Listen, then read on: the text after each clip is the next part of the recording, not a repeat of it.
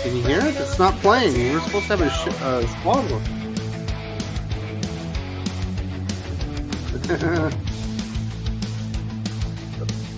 Oh my goodness, everybody's dancing.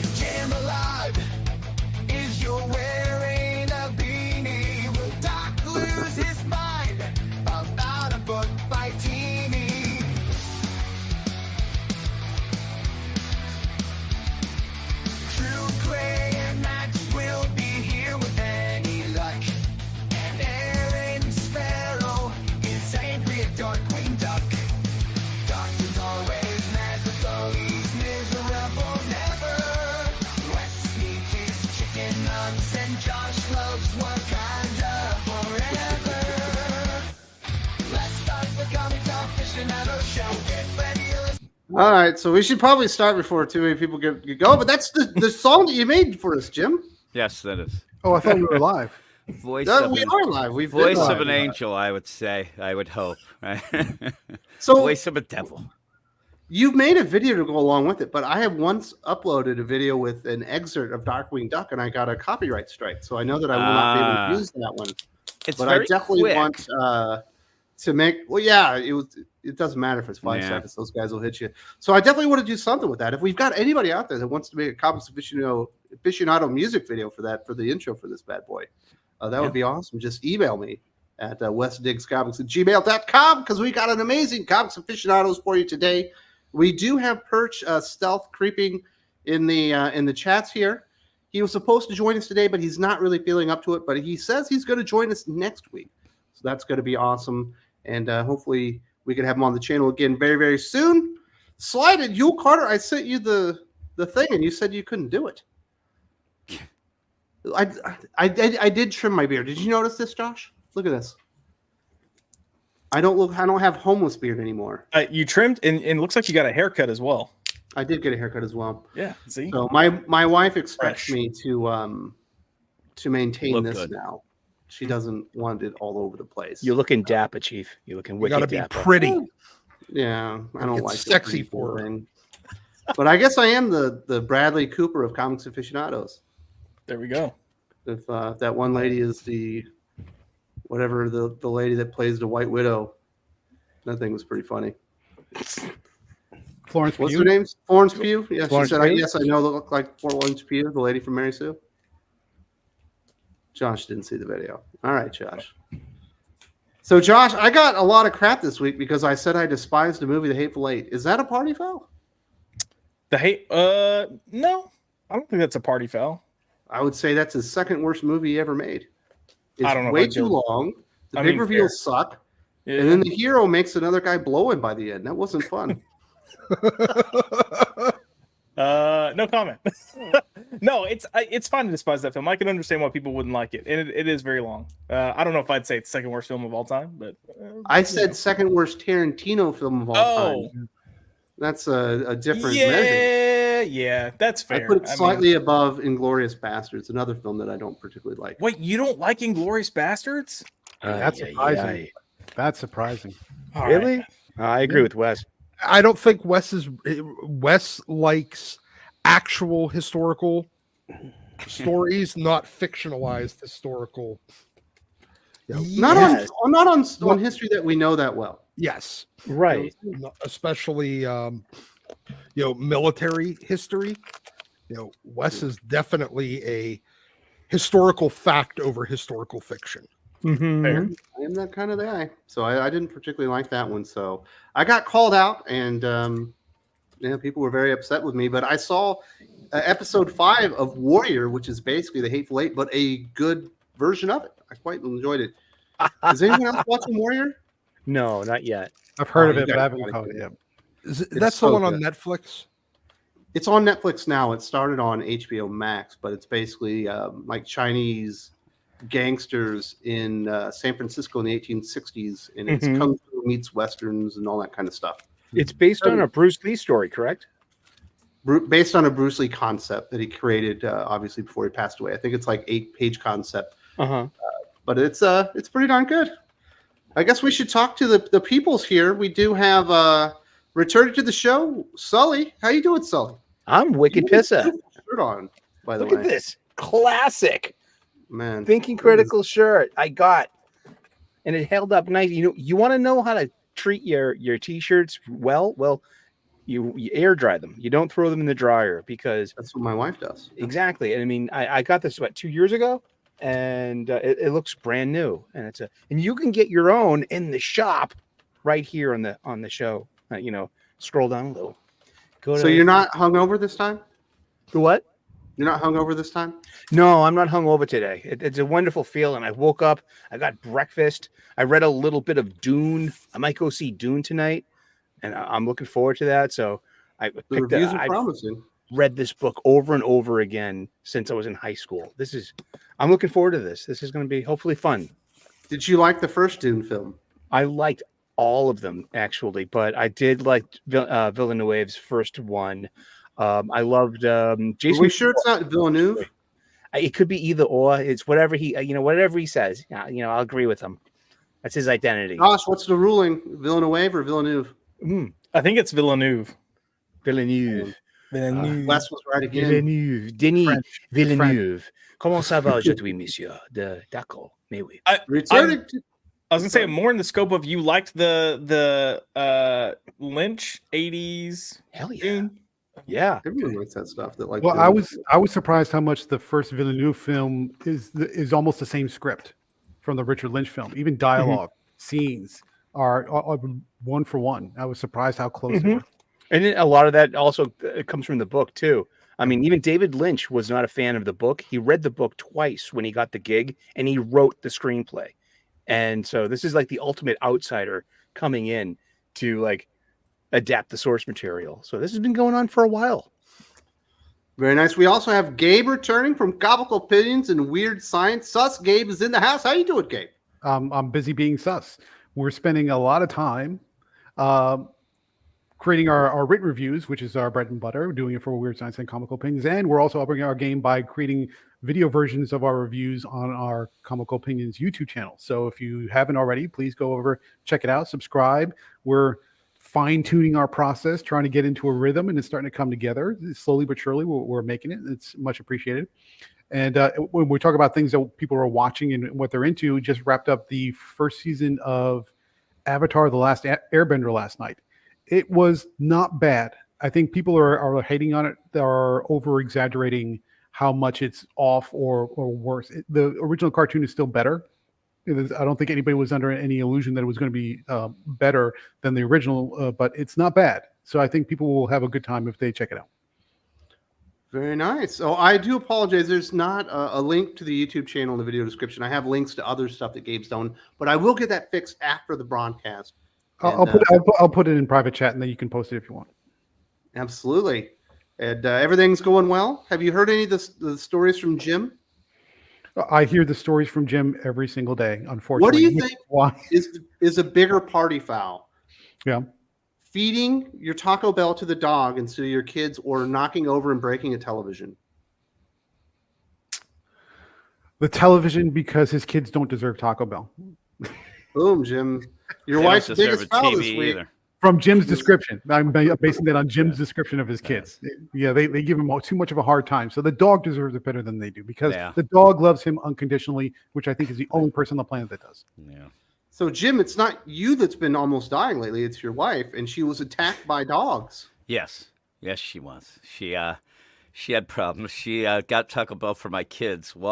This makes no sense. I'm telling you, it's so crazy that I was going to send Wes pictures of the TV, but my wife got Taco Bell.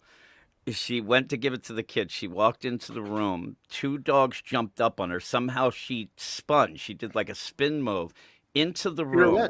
Then at that point the drinks went up in the air. They landed on her head, and she was. And then she got attacked by the dogs again. The tacos went flying up in the air, and then she stumbled backwards and fell into a TV, and the TV fell over the stand and broke. And then my son picked up the TV and thought he was like Motley Crue and threw it out the window. So it ended up, and then it ended up next door in their driveway. I found this out afterwards. And then that guy grabbed it and threw it at our house. Again, it hit against the house and smashed even more.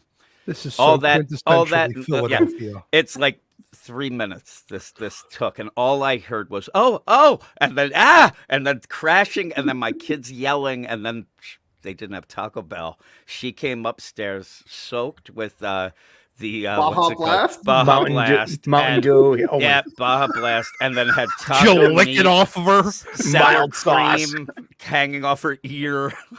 double And then beef burrito supreme. She didn't even take a shower. She just went to bed. She's like, I can't do anything right, because even before that, she had accidentally flung up her hands and knocked my son Rafe's phone into a bucket of shit water that she was cleaning the toilet. And also the day before last week when we were recording, she hit a pothole and pretty much cracked the axle of our car. This happened all in, 2 days, 3 days? So It was a Jim, to get a disaster. bucket of shit water, don't you have to siphon the water out of the toilet to get it into Well, the I bucket? think that if the toilet Unless was you're using the bucket as Here's a toilet. our toilet, because we've also had those plumbing issues, the toilet gets clogged. Somehow what my wife decides to do all the time is fish everything out into a bucket, then plunge it, and then try to flush it again. I don't understand. She does it all the time, but that's why that bucket was. So now you've had a phone that was deep fried Yep. and a phone that went into shit water. Yep. Yeah. You were Yeah. going to be paying Verizon. You're going to be owing them money in We 10 already years do. on phones you I'm don't telling have. you, they probably have my picture up in their hallway. I put the CEO's kids through college, I think, is what's happening because again, remember, 8 people on our plan, so it's already bad, and now it's doubled up multiple times. I'm thoroughly convinced that Jim's life story is the true life inspiration for every National Lampoon skit and movie might that's ever be. been made. I feel like Lab old house. Chevy Chase, just falling everywhere. It happens. So yeah. Except Christy Brinkley isn't flirting with it. No, she's not No. flirting with me. Not at all. Man, I do. Yeah. I do miss the Taco Bell. People think it's strange, but man, I could go for a double decker right about now. Mhm. Yeah. So could your kids, though. Apparently, And Yeah. apparently, And your dogs. Yeah. They oh, got the it. I dogs guess. got it. They ate. Yeah, yeah.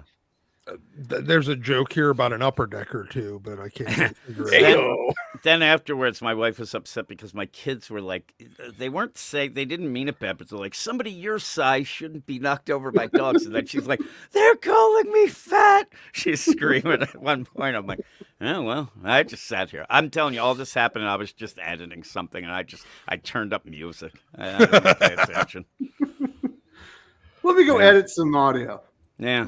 Back to the real world. The worst, though, I said to Wes, is the worst is when these things happen. I'm like, oh, at least I have something to tell Wes this week. I'm like, that's all it is. It's all just material, it seems. Yeah, Jim puts out all these audio clips and parody songs and everything else. It's not creativity. That's him crying out for Oh, yeah. help, trying That's to escape me. the pain. Please He's help escaping me, the pain. people. Yes, exactly. But here we For are. those of you out there that aren't married and don't have kids, what Jim is describing is abnormal. That's not Yeah. what normally happens. That's not my experience. Gabe, is that your experience? Not to that extreme, no. Yeah. No, not to that extreme. Shit happens, but nothing quite like that. That That's should be a once in a year type of thing, not a once a week type of thing. It's always, Yeah. always. Unless the black mold is making him hallucinate and it's all in his mind. Maybe. Yeah, I'm up in the attic now, so that's a little better. But still, there's other problems with that. So you were in the basement until it flooded. Now you're in the attic. Yeah, yeah. And now I'm getting bitched at all the time because I'll say to my wife, Wes, because you record at night. That's why. And I almost switched to that scheduling because I'll say, I have to record something quick. And I just get huffing and puffing and arms up, just crazy. All right, we are. Josh. How you been, brother?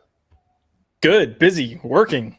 Glad so you I'm not couldn't working. make it last time because something crazy happened in your workplace. One of Yeah. your I guess coworkers attacked your boss. No. Two hands? A customer attacked Customer. my boss. Yeah. So physically attacked my boss. What'd your boss do? They had to be out of line, right? No. It Oh. was wild, man. It went from 0 to 100 just snap of a minute. But we had a separate customer that wasn't involved that was waiting. She started screaming, not help or anything, just screaming. Another guy was running over. He's like, "I think we need someone to help. I think we need someone to help." But yeah, my boss got her sleeve grabbed and her hair was pulled. It was like They're wrestling. lucky I didn't work for them because I am the guy that would physically intervene. Just Oh, hey, it's an opportunity. Yeah, well, so You can't legally swing very often. The bad thing is where I sit, I can't see it. So I just hear a commotion and a lady screaming and then a guy saying we need help. And by the time I stood up, it had and walked around, it had all stopped. So I was like, I don't know what the heck's They going must on. have known you were coming. But yeah, that's right. I'm so intimidating. I look, I will say I am the same height as Dog the Bounty Hunter. So, Man. 5'7". Do you like boobs as much as Dog the Bounty Hunter? His wives are like. I mean, it depends. It depends on how drunk I am. We'll throw that out there. Even gay guys love tits. They're cool. Yeah. Finally, we do have Doc obviously return to the channel. You were going to take a week off for Perch, but he's not quite feeling up to it. Yeah. You messaged me, and we were potentially overbooked, and I had no qualms about taking a day off. I've had a incredibly busy year so far, so having a Saturday off wouldn't have been the worst thing in the world. But no, I'm here because I love being here, and I went to Whataburger because you went to Texas. Yeah, I was back in Texas again. No barbecue. No. Well, actually, no. I did have barbecue yesterday afternoon for lunch. Over I guess it would have been east of the city. There was a decent barbecue place. I had there I had the brisket. It was really fucking good. And now I'm back in Pittsburgh again until I go back to Texas or LA or wherever again. Very nice. Let's hear from the people quick. Cinema Quirks, aka Jimmy, says Inglourious Basterds is my favorite movie ever made. This tracks. Yikes. Yeah, I like Star Wars is my number one. Look, Inglourious Basterds has a very specific appeal. If you like grindhouse films like Ilsa, the She-Wolf of the SS, and those kinds of films, that movie definitely works for you. And so it's a very, very narrow demographic of appeal for that one.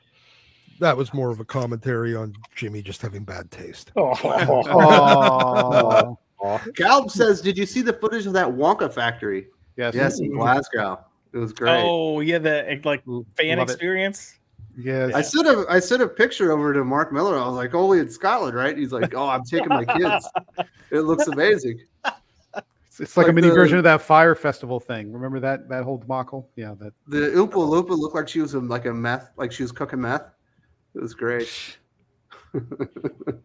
Oh my goodness, that was funny. Adam Frey, your boy Zach jokingly suggested that the crap at Marvel DC, like White Widow, is a front for a criminal enterprise. Now I can't unsee it. Your thoughts? Anything else doesn't really make sense. Actual business? No. If it was an actual business, Well, it's like a front to make profit, then no, it does not make sense. If you had an illegal business and you needed to, like for tax purposes, to funnel your money and clean it or whatever, having something that lost a lot of money, like producing a White Widow comic book, would be a good front for that. Actually, now that you mentioned it. Yes. Yeah. It's like the people that used to sell roses in the bars in Los Angeles. They'd come in. If you wanted a red rose, it was like $8. If you wanted a white rose, it was like 40. Yeah, because we all knew what the right rose was. Yeah. So if Marvel makes a mini series with a terrible writer and a mediocre artist, and that series loses money, is that a tax write-off? Yes. It's a business loss. Mm. It goes towards, it's negative money towards your gross revenue, which reduces the amount of tax liability. If it makes money, it makes money. But if it loses money, it's a write-off, which indirectly still makes money. You don't get like the full write-off, but you get a percentage of it back. Right, Yeah. a little break. Yeah. Hmm. Lade says Gabe is a lifetime Danny Lore comic reviewer. How dare you, sir?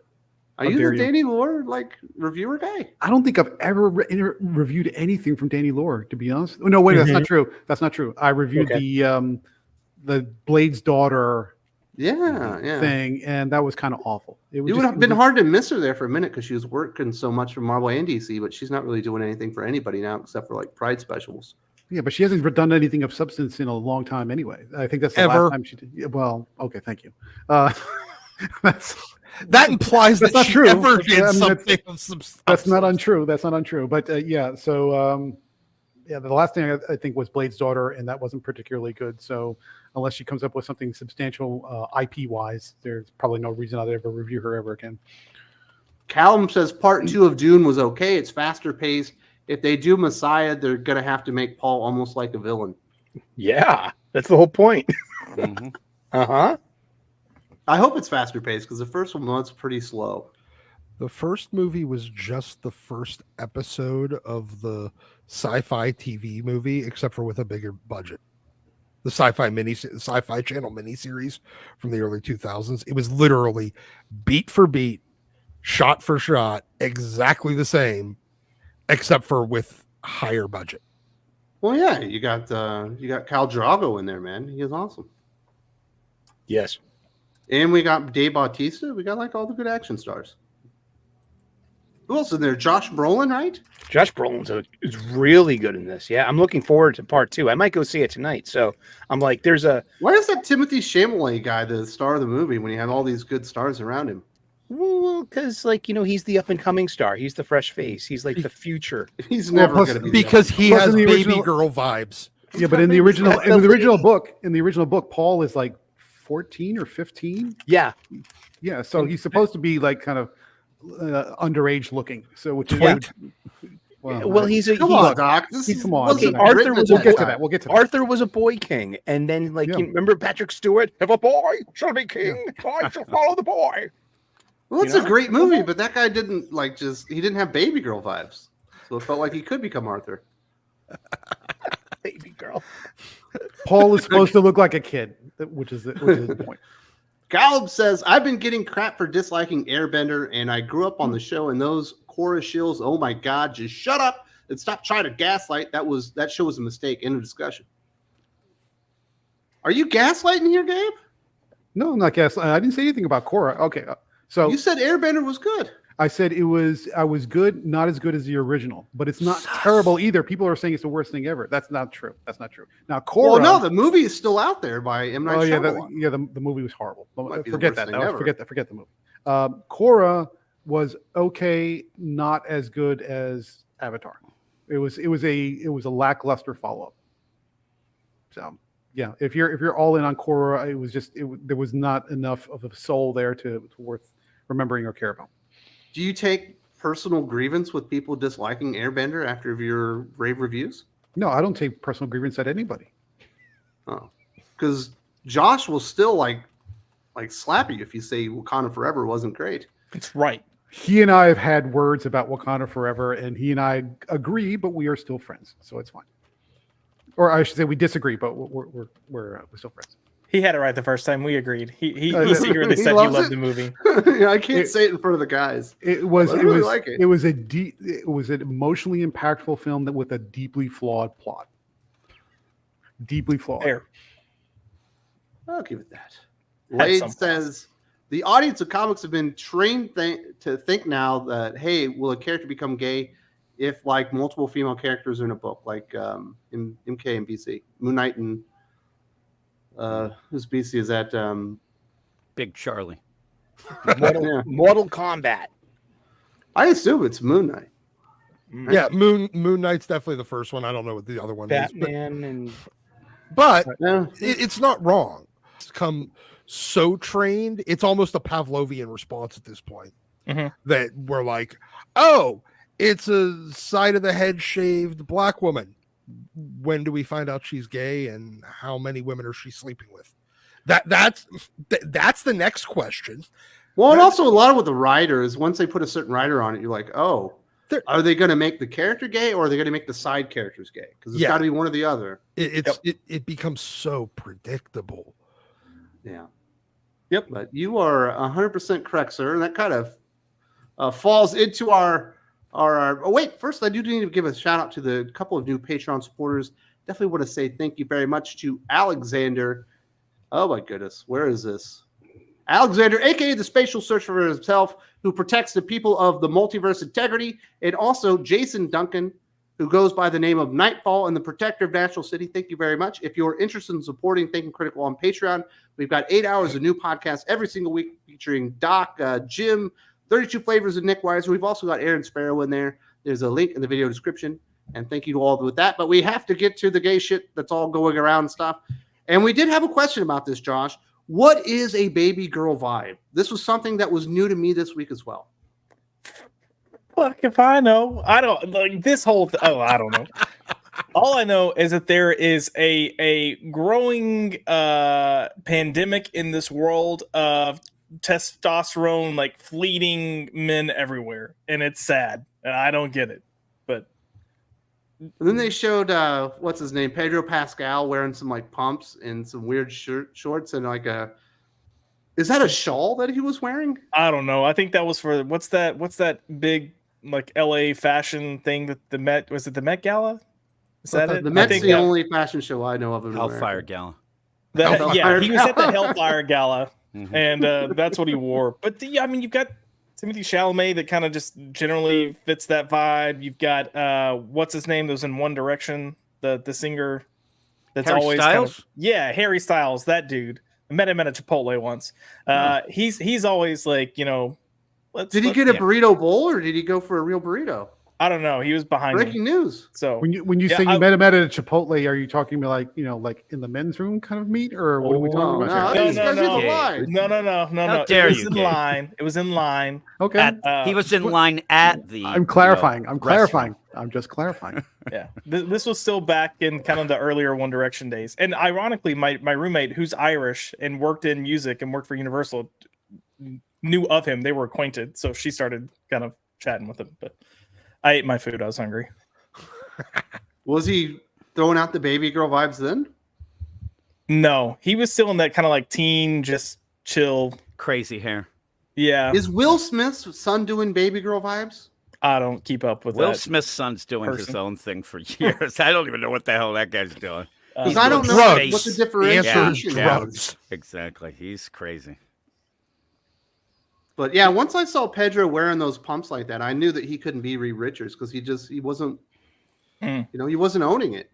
Yeah, I'm not excited for that casting. I don't mind him as an actor, but that's a bad casting. Mm-hmm. And now we're getting all the baby girl vibes, and men have to be women, and women have to be men, kind of stuff within comic books. And I guess it all kind of comes to a head. It seems like Gabe. We call you Gabe, Sus Gabe, because we're friends, and it's a little bit of a joke. Sure. But you have a pretty clear head on your shoulders. Sure. I would say that if you're Marvel Comics or if you're Disney who own Marvel, and you see the articles and the conversation around the Marvel's Voices, Pride, X-Men, The Wedding Special, that is the name of the comic book, a cover with Hercules and Iceman on there, I think that at this point they would be pretty embarrassed that that's the tenor of the conversation going on around the book. I don't think embarrassed is the right word. To be honest with you, I would probably suspect that the word that they're thinking of is proud, and not proud in a pride kind of way, but proud in, hey, look what I made kind of way. I think the strategic direction is probably intentional. Well, not probably. It definitely is intentional. If it wasn't intentional, they wouldn't have done it. But as far as the brand atmosphere that they create around Marvel, whether that's the desired effect or not, I think they just honestly don't care. I think they just want to be seen as inclusive and diverse and do all these things. And they say, well, this is how we do it. We want to be diverse and inclusive, and then you want to project that in a public space. This is how you do it. You have a little bit of this, you have a little bit of that, you put a little bit in the middle, and you just throw it all out there, and that's how it works. That I understand that strategy. I think it's a stupid strategy from a Marvel brand solidification perspective and crystallizing what your brand really means to the public and to the audience. But if that's the way they want to do it, that's the way they want to do it. It's, you know, it's their money to lose or gain. And I suspect that this is mostly about losing. This will ultimately, I think, in the long run, if you look at the really big, broad, holistic picture, this is losing the money, because it's creating confusion about who it is they're trying to attract, what they're trying to say about their brand. And this doesn't, for Bobby Drake. I'm a Bobby Drake fan. I love Iceman. And what's been done to him in the last, say, 5 to 10 years is criminal. But you can't do anything about it. It's their character. You do what you want, and that's the way it is. See, I don't think it is pride. So, well, I think there's some people in that a lot of the editors, especially the associate editors and the assistant editors, it's 100% pride. They are so psyched that they did this. I think executive level, they are just resigned. They're like, well, I guess this is our fucking brand now. I guess everybody got what they wanted. I feel like half the executives are looking at the people that are prideful, going "good for you" and clapping and patting them on the back. And then they collect their paycheck, and then they just go back home. Yeah, what's weird is we're saying pride, but half these editors and writers are like, oh yeah, we're showing them. Yeah. Showing me what? Like, yeah, you're showing me how to lose money. Good job. Right. I mean, I do want to point out, because Jim put the Urban Dictionary definition for Babygirl in our private chat, and that's not what I thought it meant. Because I thought it meant like being ambiguous or androgynous, or like being male and owning your like. Well, I think that is what it means, but in a very 1970s glam rock Robert Plant, David Bowie kind of way, very kind of willowy and wispy and sort of androgynous, and somehow that thought process comes back, but I don't think it's hitting the way it used to. Well, this Urban Dictionary says a man when he is extremely sexually attractive with a good personality. So it's basically saying like, oh, we like it when hot guys aren't. My ears are burning. Toxic, toxic masculinity. Like, what? There's a picture of Jim. If you look closely, there's a picture of Jim in that definition. Oh, yeah. Well, okay, that makes sense. Posing off, me and Harry Styles. Yeah, nice. It's weird, but I think that what Josh and even Doc were saying, the idea that it's kind of like, hey, we're going to stick it to them. I think it's also that. I hate to say it, I think that they got to the point where they think that most people have already bailed on them. So, hey, let's just keep pushing this, and maybe we can get that opposite play of, hey, look, the haters hate it, so you should like it. It's what Tim Sheridan tried to do with the Alan Scott book. The idea of, hey, you can show how good you are by buying that. It's not working, though, but I think that's what they kind of think it could happen. It's not. But it's not working? No, no. I thought is Green Lantern not selling like gangbusters? I checked, no. Wow. Okay. No. But I think that they think they're doing, the righteous thing or the good thing, so they don't want to back off on it, but I just don't get it. And like Josh said, some of the editors, writers, like they really think that this is a fight, this is a battle, and they think that it's like, hey, the battle of attrition. Eventually, all these 5 people who do buy it, and we could all have fun. It just doesn't work when you push that as your main deal, and then don't pay it off with story and character. I mean, everything could be good, and everything can be great, actually, but you have to back the things up. And when they lead with one thing, and it's not, anything really story based, it just shows you they don't have much.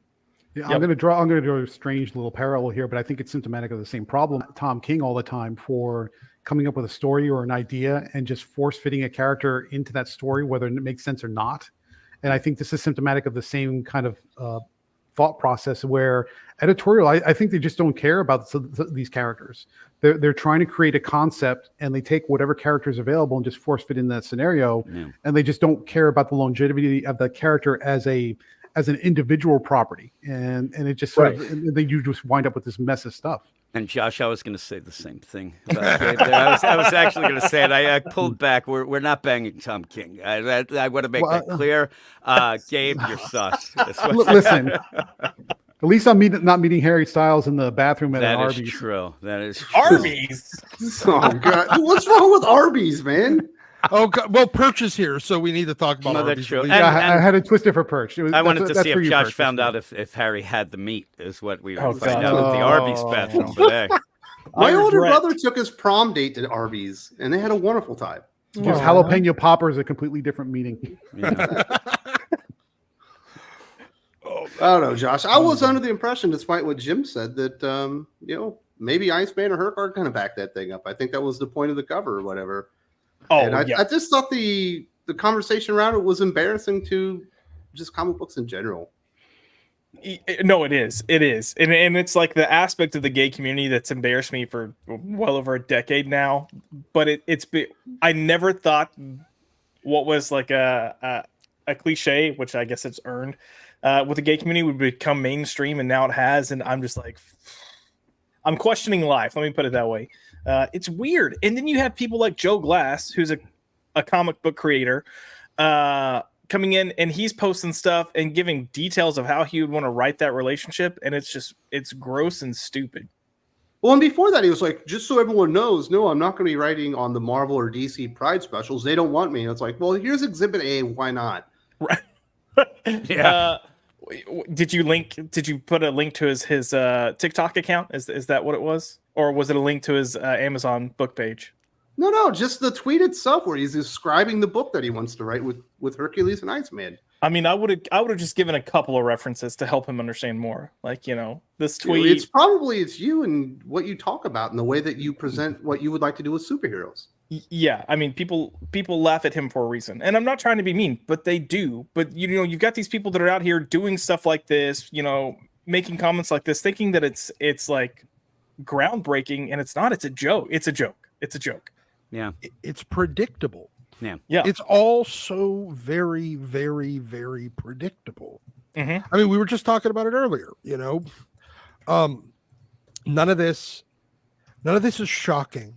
None of this is world altering. None of it is even amusing at this point. It's just eye rolling. We're all at the point where we just kind of gave up. We stopped. We don't even get upset by it anymore. Mm-hmm.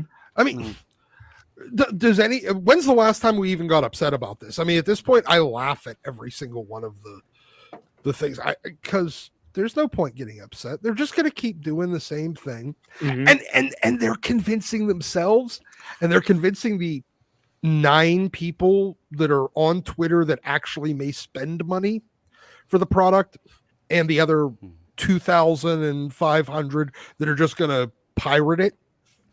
That they're doing, like, there's like 9 people that are actually excited, or they're able to fake excitement. Yeah. We can't even fake anger at this point. The whole thing, and it's crazy. It's just they seem to be turning it into like a what if this person was gay, what if that person was, it's like a weird branding of the what if stuff, which the what if stuff is bullshit now anyway, so you might as well do it. But yeah, it's crazy.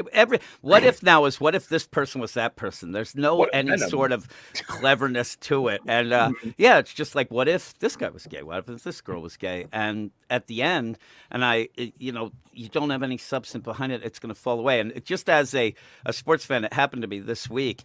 It's like when you end up seeing somebody who has like a Chiefs hat on, and you start talking, and they're like, I don't know anything about the Chiefs. I like Taylor Swift. Like, that's what I feel like when I get the book. Why are you you're dissing your wife again? Yeah, that's who I was talking about. Walking around with a Taylor Swift freaking Chiefs jersey yesterday. I was going to say I almost ripped it off, but that would have sounded sexy.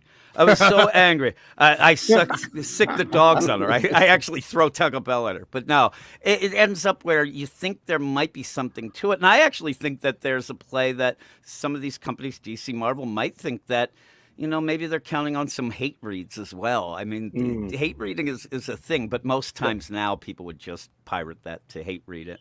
But we'll see. When these things come out, you see the amount of reviews. There's like 3 reviews, no user reviews on Comic Book Round-Up because nobody cares. Mm-hmm. When was the last time we were excited for a gay couple in comics? Was it Midnighter and Apollo? Apollo and a Midnighter. Yeah, for me, it was Josh and Harry Styles. I mean, earlier. Oh, hey, well. That was just that. But wow, he's not my type. But yeah,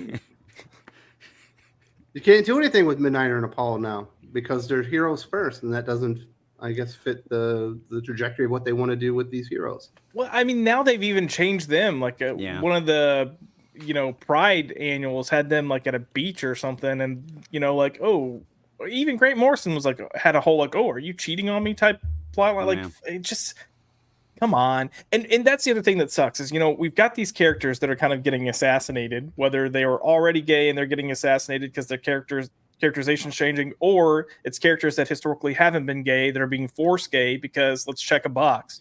So you're already having that, but on top of it, you're not even getting good stories. You're getting really crappy stories that don't make any sense. So there's nothing to walk away feeling like, oh, at least I gained this out of it.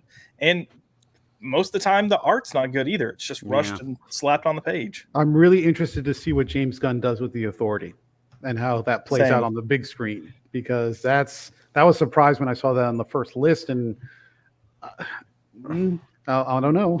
We'll see what he does with it if it ever gets made. If it gets made. Here's the thing with a lot of the gay characters and everything, you can't do anything with them because they can come in, you can give them a couple issues with a little romantic plot line, you can have them easily dispatch a villain, and then they have to vanish back into obscurity because you can't have them challenged, because otherwise you're going to get accused of homophobia. Yeah, and that's the thing too. Yeah, me and Josh talked about it when the Tim Drake on this show. We talked about the idea that it's fine for a character to come out, but there is a bit of a struggle to it. But they can't show that struggle. They can't if they show Batman having problems with it. People, oh, Batman's homophobic. If they show this person saying, "Listen, I really don't agree," then they're homophobic, and then the writer's homophobic. You can't do anything. So what they do is they put them up on a pedestal, and everybody. I mean, you end up having, Stephanie Brown. Oh my God, this is the greatest thing that ever happened. Oh, this is my favorite day. It just doesn't work that way. It's not. Yeah, my realistic. boyfriend just came out as gay. I've never imagined anything better happening to me in my entire I'm life. not broken-hearted and jealous. So But if you're telling that story, you should be able to tell it like realistically, and maybe then people would get behind it. And I'm not saying everybody would be behind it anyway, but at least you'd be doing something that seemed to have some meaning and some purpose. Right. So There's a twofold problem there. I mean, the first problem obviously is changing into character, especially when there was no indication prior to that there was any inclination in a different direction. So that's obviously a problem if it's not set up properly. The other problem is exactly to that point. Especially Marvel DC, they tend to change the world around the character to make it seem obvious that was the way they were the whole time. I think for example, not in the last issue, but the one before that with the Alan Scott series from Tim Sheridan, when he had that little kumbaya session with the Spectre. Oh yeah, The Spectre absolutely would not be Mr. Understanding, especially in that time in history and his connection with the hereafter and everything else. Absolutely. as far as DC characters go, he's one of the few established homophobic heroes. He would be or the anti-heroes. most intolerant of pretty much Yes. any character you can pick out of DC, and yet they changed him to match Alan Scott, and that's the problem. Is to make that scenario work, you had to change everybody else to accommodate the one change that didn't make sense in the first place. Well, and that's the way you have a story where all of a sudden, like Guy Gardner comes in, you're like, oh my God, here goes. And Guy's like, yeah, I'm cool with it. You could have that interplay and some surprises and some fun with it even. And they don't go further. And I think it's kind of the lay of the land recently where most characters don't get character work anyway. They are just immediately put on a pedestal by having everybody say they're great. We talked about Miss Marvel, and I think that's what they tend to do. Instead of having, maybe Bunker, who was on the Teen Titans, he was a gay character that was just a side character. We found out naturally about it. Decent enough character has disappeared, but still, you can't have it be like all right, I'm just going to elevate this character because of that without anything behind it.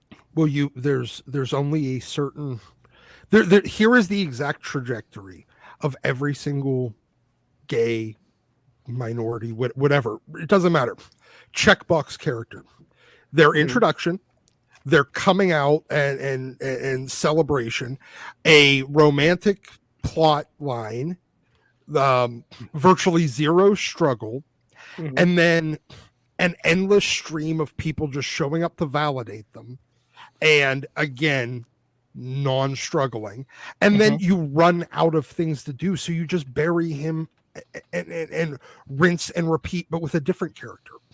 That's the weird, exact Doc? trajectory every time. A lot of times they have these heroes do pretty villainous stuff, but they act like they're the hero. I know you remember Fire and Ice. We're obviously they're not LGBTQ, but they were going to the drag show in Smallville. There were people out there that were protesting that. And I think Fire walks out, as a super powered person and just punches this girl in the face and almost murders her. And everyone's like, yeah, Yeah. Well, she said something you didn't like, so you were justified to physically assault somebody. Yes. They Because acted like that was okay. well, that's the other part. You somewhere during that short trajectory, because these things have the lifespan of milk at this point, these characters. You take the opportunity to do those are like the side quests in the storytelling arc, where you get to use the opportunity to do all your weird political messaging, like speech is violence but violence is speech, that kind of stuff. The normalizing of weird, like kind of very subculture things into the primary dominant culture. And you also get to do some character swaps. You could do minor character swaps. I think that they got stopped from turning Pa Kent into a drag queen because I believe there was every intention from that first Pa issue. Kent bailed on that series. He took out of town. In that first the drag show issue, I guarantee that Goody Wrinkles one, that drag character was going to be Pa Kent, and somebody put the kibosh on it. I'm telling you, even that with the drag queen thing, you even had it in that, just as an aside, that Martha, she was drunk, just straight up drunk off her ass at like 10 a.m. yelling for more mimosas in that as well. It was like, it was really brunch. Bad. Come on. Yeah. No, but how much of this scenario do you think is either the mandate from the editorial saying this is how we want you to write these stories, or is it because they're bringing in so many slice of life webtoon type of writers that's really the only way they know how to write comics, and we're just feeling the downstream effects of it? Probably. I think it's both. Yeah. And I think they're hiring them to do that. Yeah. They know that's going to be their first. And Editorial can kind of push them around because they are new and they're going to be able, and they do. I mean, I've heard, bad stories from DC writers that the Editorial is pretty much coming up with the story and they're just there to kind of fill in the blanks there. Even Christopher Priest said that when he did that recent. Yeah. What was that one? It was the new Shazam or whatever. Shazam. It had to be. Black Adam. Black Adam. Yeah, Black Adam. Yep. Oh, yeah. The one with the kid that was White Adam that kept speaking in rap references. Yeah.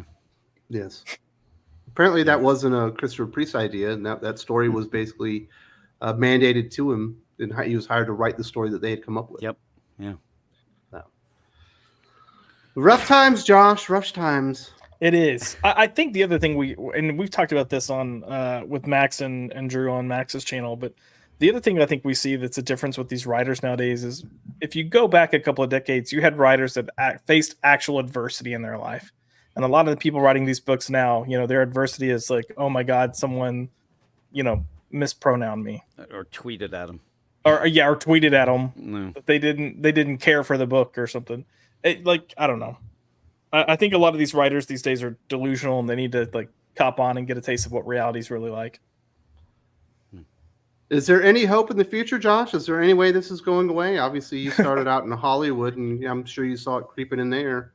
Yeah. I mean, look, eventually, money talks. So there's gonna be a point where people stop going for the graces and being politically correct. The pendulum's already kind of swinging in some ways, but you're gonna have your board of directors and CEOs and everything else. However your business is structured, you gotta make a profit. So.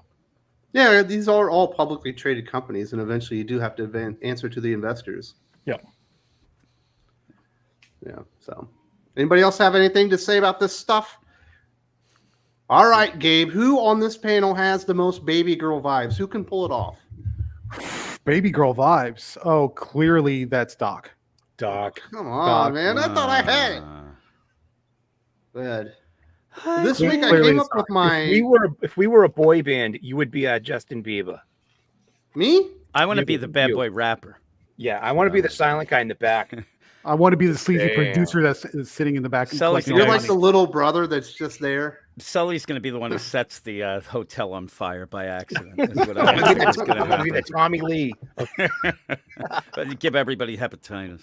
Dude, that was her fault, not mine. All right. So I came up with my quest. I put it in a recent video where if we were on a quest, I would be the archer, Josh would be the best friend, Eric would be Mary, Doc would be Pippin. We didn't have anything for Gabe. Who would you want to be, Gabe? Would you be a sword master? No, I'll leave that to better folks than me. I would probably be the sage wizard. That's the guy that's collecting all the books and the knowledge and being like a kind of an oracle type of character that tells everybody where the missions need to take. You'd be place. like a druid. Maybe like a druid, yeah, something like that. And Jim would be like the jester guy with the guitar playing songs to keep us I thought you were entertained going to on say their I way. was Gollum. Just running around. If back to the boy band, Gabe would definitely be the guy who's like, "Oh, that guy's 10 years older than the rest of them," and Nice. He's dying his hair. That's Yeah. true. Unnatural shades of black in my eyebrows. Looking really strange. But that's man. probably accurate. Yes. Tell me why. I'm down. Good. I'll be Either the that, jester either now. that, or on the producer that's embezzling all the Tell money me from the why. band's profits. Maybe. My wife loves that stuff. She's still into, I think it's Backstreet Boys or NSYNC. It's one or the other. I think Yeah. it's Backstreet Boys that she likes. Whichever one showed up, the movie This Is the End. We went to the theater and seen it. Once they showed up and started She was singing, going she nuts. like jumped up and screamed. I was like, this is not good. What is going on here? Sounds like she's not getting enough excitement in her life. What's going Well, on she there, needs Wes? to get into K-pop. I think that's where the real Damn money's right. at nowadays. Yeah. That's where the boy bands are at. Josh, is that true? From what I understand, I don't keep up with. Come on, Josh. Like I don't. I my music taste is weird enough to What the are we, side. like we're supposed to believe that you're boot scoop boogieing every weekend to fucking Brooks and Dunn? No. I listen to a lot of just like singer songwriter acoustic type stuff. I'm not one of those gays that's like, oh my god, Dua Lipa. You're not into Why BTS? I think it's because you're gay. It's because No. you're a millennial. New jeans. Oh yeah, Where no. it's at. Negative. New I'm on jeans. that spectrum of millennial that leans more to the normal side than the like. I'm just. Oh, on the this is when spectrum. things started going. You're just on the spectrum. Well, I've let's hear from decided. the people. I was gonna say I've decided I'm just gonna move to the Philippines and be a karaoke singer for my profession. Dude, you would love it here. The Philippines Yeah. was made for you. That's right. People Whoa, love whoa. karaoke What are you here. trying to say about that? That's No, Philippines is great. It's a great Yeah. place to go and just settle down. It's nice, quiet. It's relatively cheap. And people don't bother you. They're very impulsive. They like to go out and have fun. It's a great place to be. Let's hear for the peoples. We have Callum. I guess this is directed at Gabe. Korra is the origin of Maker, Lame, and Gay because they did it at the last minute, which hurt, but that's a whole other discussion. They're trying to make Azula into this victim. Yeah, Korra did not improve upon Aang and Avatar in any particular way. It's basically this. It's the same universe. It's the same mythology, but jump forward several decades at least, if not 100 years or so. But it just wasn't the same. It was okay. It just wasn't the same. So if people are think Korra's the greatest thing since sliced bread, you're overstating the situation. What is the greatest thing since sliced bread, Gabe? Aang is pretty darn good. The Avatar, the original series, is pretty darn good. The plot is complex without being complicated. It's good, fantastic character work and individual character arcs. Every character gets growth, and they develop and they overcome. It's effectively the hero's journey from start to finish in every way that you'd want. And that could, even though it's a Nickelodeon cartoon, technically it's not a manga or it's not an anime, I should say. It has a lot of those same vibes and feels that people like from anime and manga, and it just capitalizes it in all the best ways. Very nice. Callum says Ike's Man and Hercules 69. Oof. There's every chance in the world that happens. Carrie Nerdigirl creates my biggest issues with the gay stuff in comics. Number 1, enforcing stereotypes. Number 2, making them one-dimensional. And 3, thinking people will accept changing existing straight characters without being upset. I'd say number 1 is the worst, Josh. The stereotypes, they offend me at this point, and I'm not even gay. Yeah, I well, and it's this whole idea that's come about that, oh, if you're gay, then that is and can be your only identity.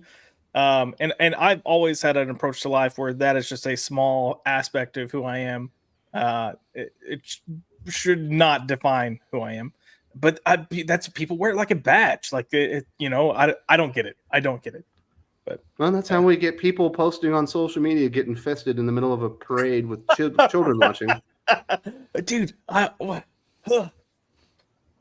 Yeah, definitely.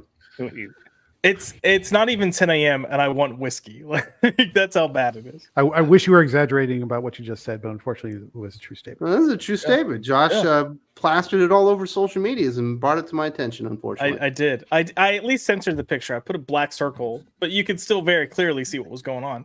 But yeah, and people were like, "Oh, it's a closed-off event for adults." Yeah, except for the buildings all around it that had people living in them, including kids. Yeah. Galb says Hercules married the goddess Hebet. What happened? Well, he got bored. This is from that one book from that one multiverse where I think everyone's gay or whatever. Yeah. It was the Extreme X-Men Volume 2 book that was the multiversal X-Men after the first extinction, or no. So Claremont did this? Extermination. No, this was around the time of All New, All Different. No, it was actually before that. It was they did a Uncanny X-Force versus Astonishing X-Men crossover. It was the first one called Extermination. And launching out of that, because they and a Age of Apocalypse crossed over between all three of those books, and launching out of that was Extreme X-Men. Wolverine, it wasn't even Wolverine, he was just Logan, and Hercules were gay in that book with each other. And So it's supposed to be a multiverse. it was a multiverse book, and now but it's like everything else.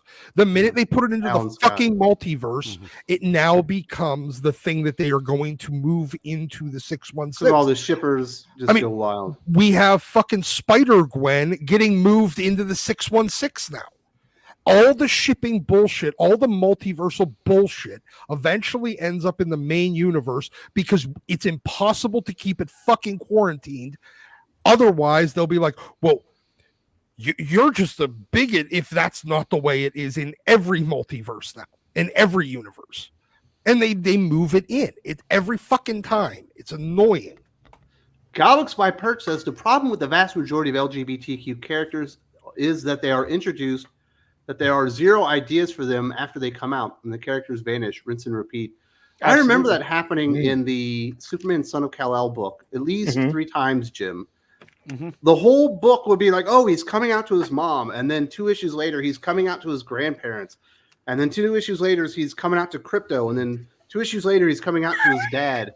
It was like, this doesn't feel like a big deal anymore. No, and Perch is right. They end up doing this, and I think it's a total lack of a lot of writers. They just don't know how to do character work. So when they do this is the beginning, middle, and end of character work for them. They think they've done their job, and then you're dealing with coming out to Crypto, which everybody wants to see. So you never do anything else. But is it really that I feel like it's a combination. Not only do they not know how to do character work, but character work requires the characters to be challenged. Well, yeah. And it's like the cardinal rule of LGBTQ characters that if you challenge them, it means you hate them. It's true. And therefore, so they're pandering to an audience that that doesn't understand any character that happens to meet those social check boxes being challenged because it somehow is akin. These are the same people that believe that if you ranked a villain doing bad things, you support those bad things. These are actual retarded people. Well, and when we talk about this, I mean, I'll ask people as well, not just LGBT, characters. Look at the new Punisher. That is another example. Or any new character. There's hardly ever a new character that ends up getting any growth because they want to like Naomi. Naomi comes in there, oh my God, and everybody's hyped up. No character work at all, disappears. We end up having this, this Punisher book from Marvel is kind of the same play. You're trying to give a new Punisher, but you need to do character work to show people why they should be invested in the character, why it's a good character, why it can continue on. But you don't have anything, and it just is a disaster because. But it's you also don't understand. it's also a lack of consistency. Somebody brought up the scenario earlier, like what if you put Alan Scott in front of Guy Gardner? Would he be okay with it? I think generally speaking, he'd be okay with it, but Guy Gardner absolutely would use a slur. Just thoughtlessly. He would absolutely use a slur and thoughtlessly. I would want to see that scene because that's conflict. That's drama. Right. I want to see how he deals with that, how he comes to terms with that. To saying, hey, Guy is still a hero. He's still respected as one of the best Lanterns, but at the same time, his personality, he's an ass. He's absolutely an ass, and he would refer to you broke down in tears and being like, "How could you have done this to me? You lied to me the whole time." Instead, she's like, "Oh, I've never been happier." Well, she was like, no conflict. To be fair, in Steph's case, she was relieved because it finally made sense why she wasn't getting any, and she was concerned she was fat. I mean, she's like, "What the heck." Yeah, but that should be the kickoff of conflict, Josh. Real conflict. I'm sure you had this happen in your life. Yeah, there not should not the point where everyone loves you unconditionally. Oh no! If I got that, I'd be like, "What the beep is wrong with these people? Like, why are you acting like this?" But again, there should be conflict. I mean, we're talking about characterization too, and we kind of mentioned a lot of new characters or characters that don't have characterization established. But look at Tim Drake. Tim Drake's got 30+ years of defining who he is as a person. They add in this element, and then they just completely ignore everything else that defined who he was for his entire comics run. It's strange. Suit. They hollow it out and wear it as a skin suit. And there's also this weird thing going on now where people are like, "Oh, don't write gay characters with conflict. Like that's all they're ever written." Well, I mean, I guess, but you've got to have something that's interesting. My coffee was too cold. Like, how's that exciting?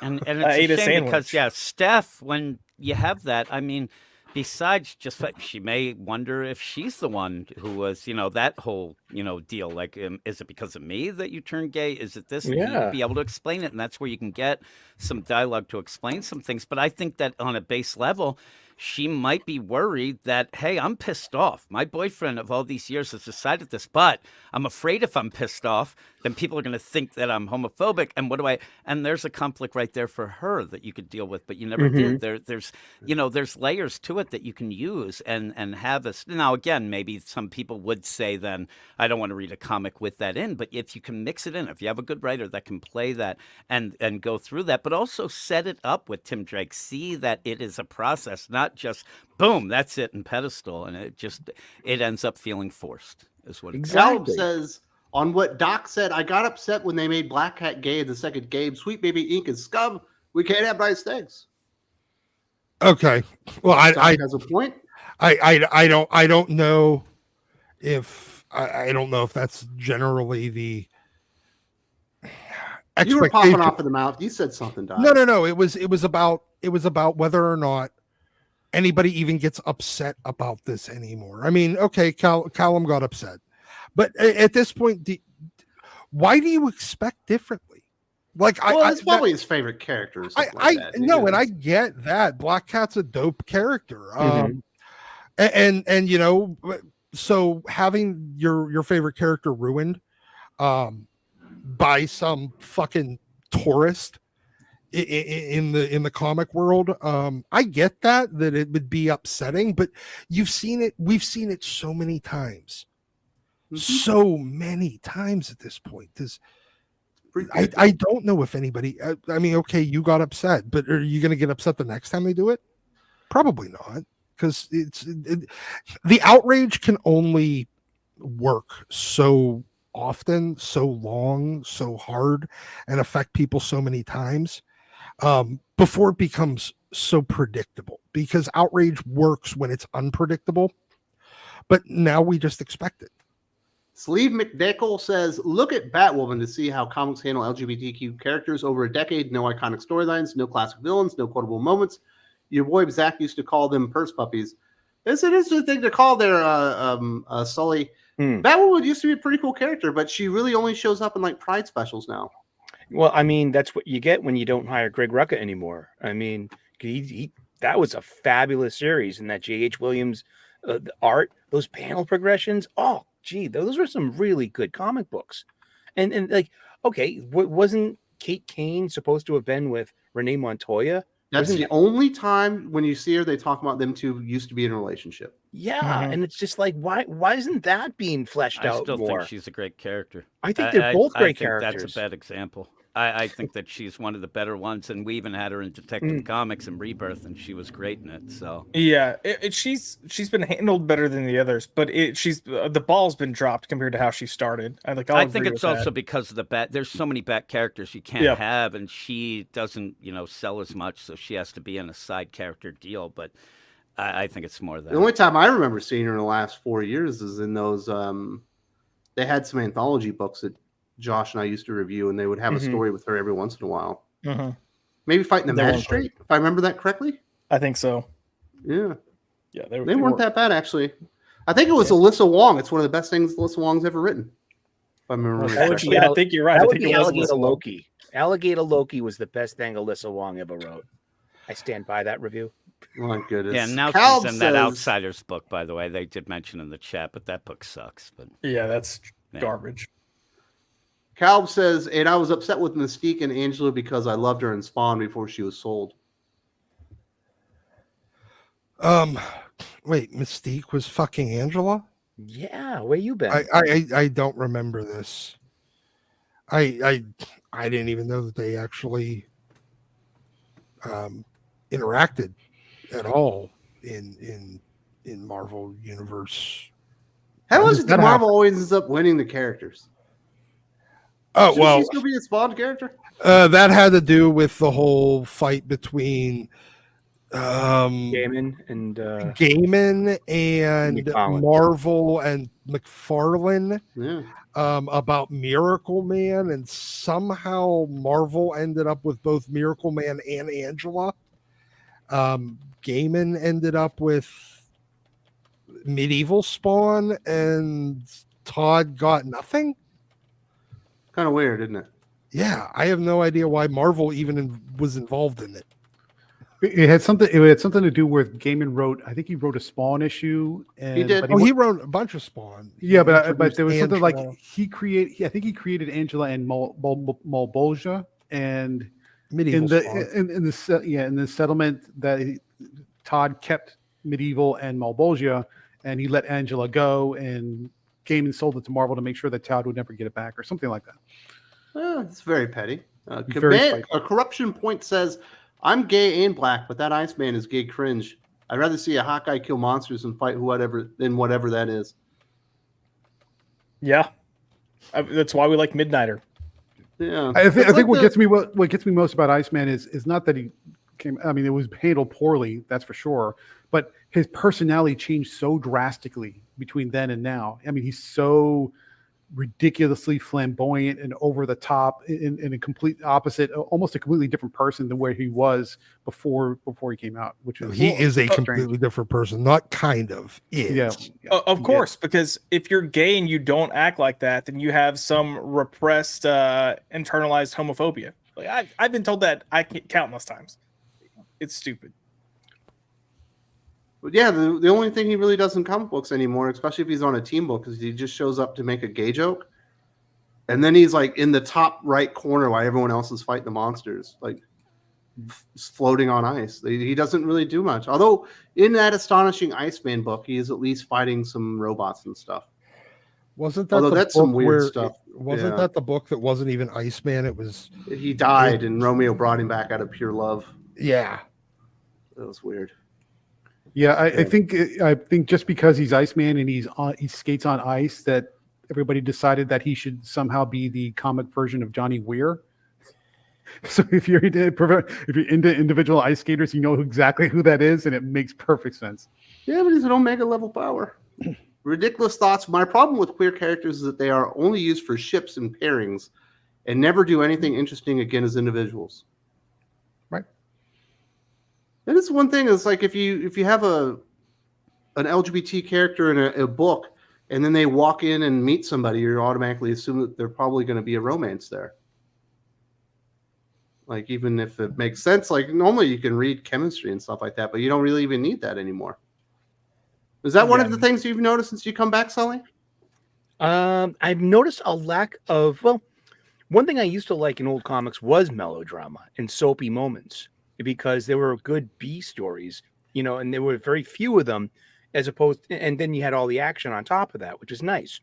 Nowadays, it's like those melodramatic notes they've lost their soapy charm because they're like, for some reason, they're the star of it. Those dinner scenes, the hallway scenes, the shipping. The hero's dating. supposed to leave dinner early, very abruptly, and be rude about it to go save the day, and then get chastised about it, but they can't tell him why they actually left. That's the drama, right?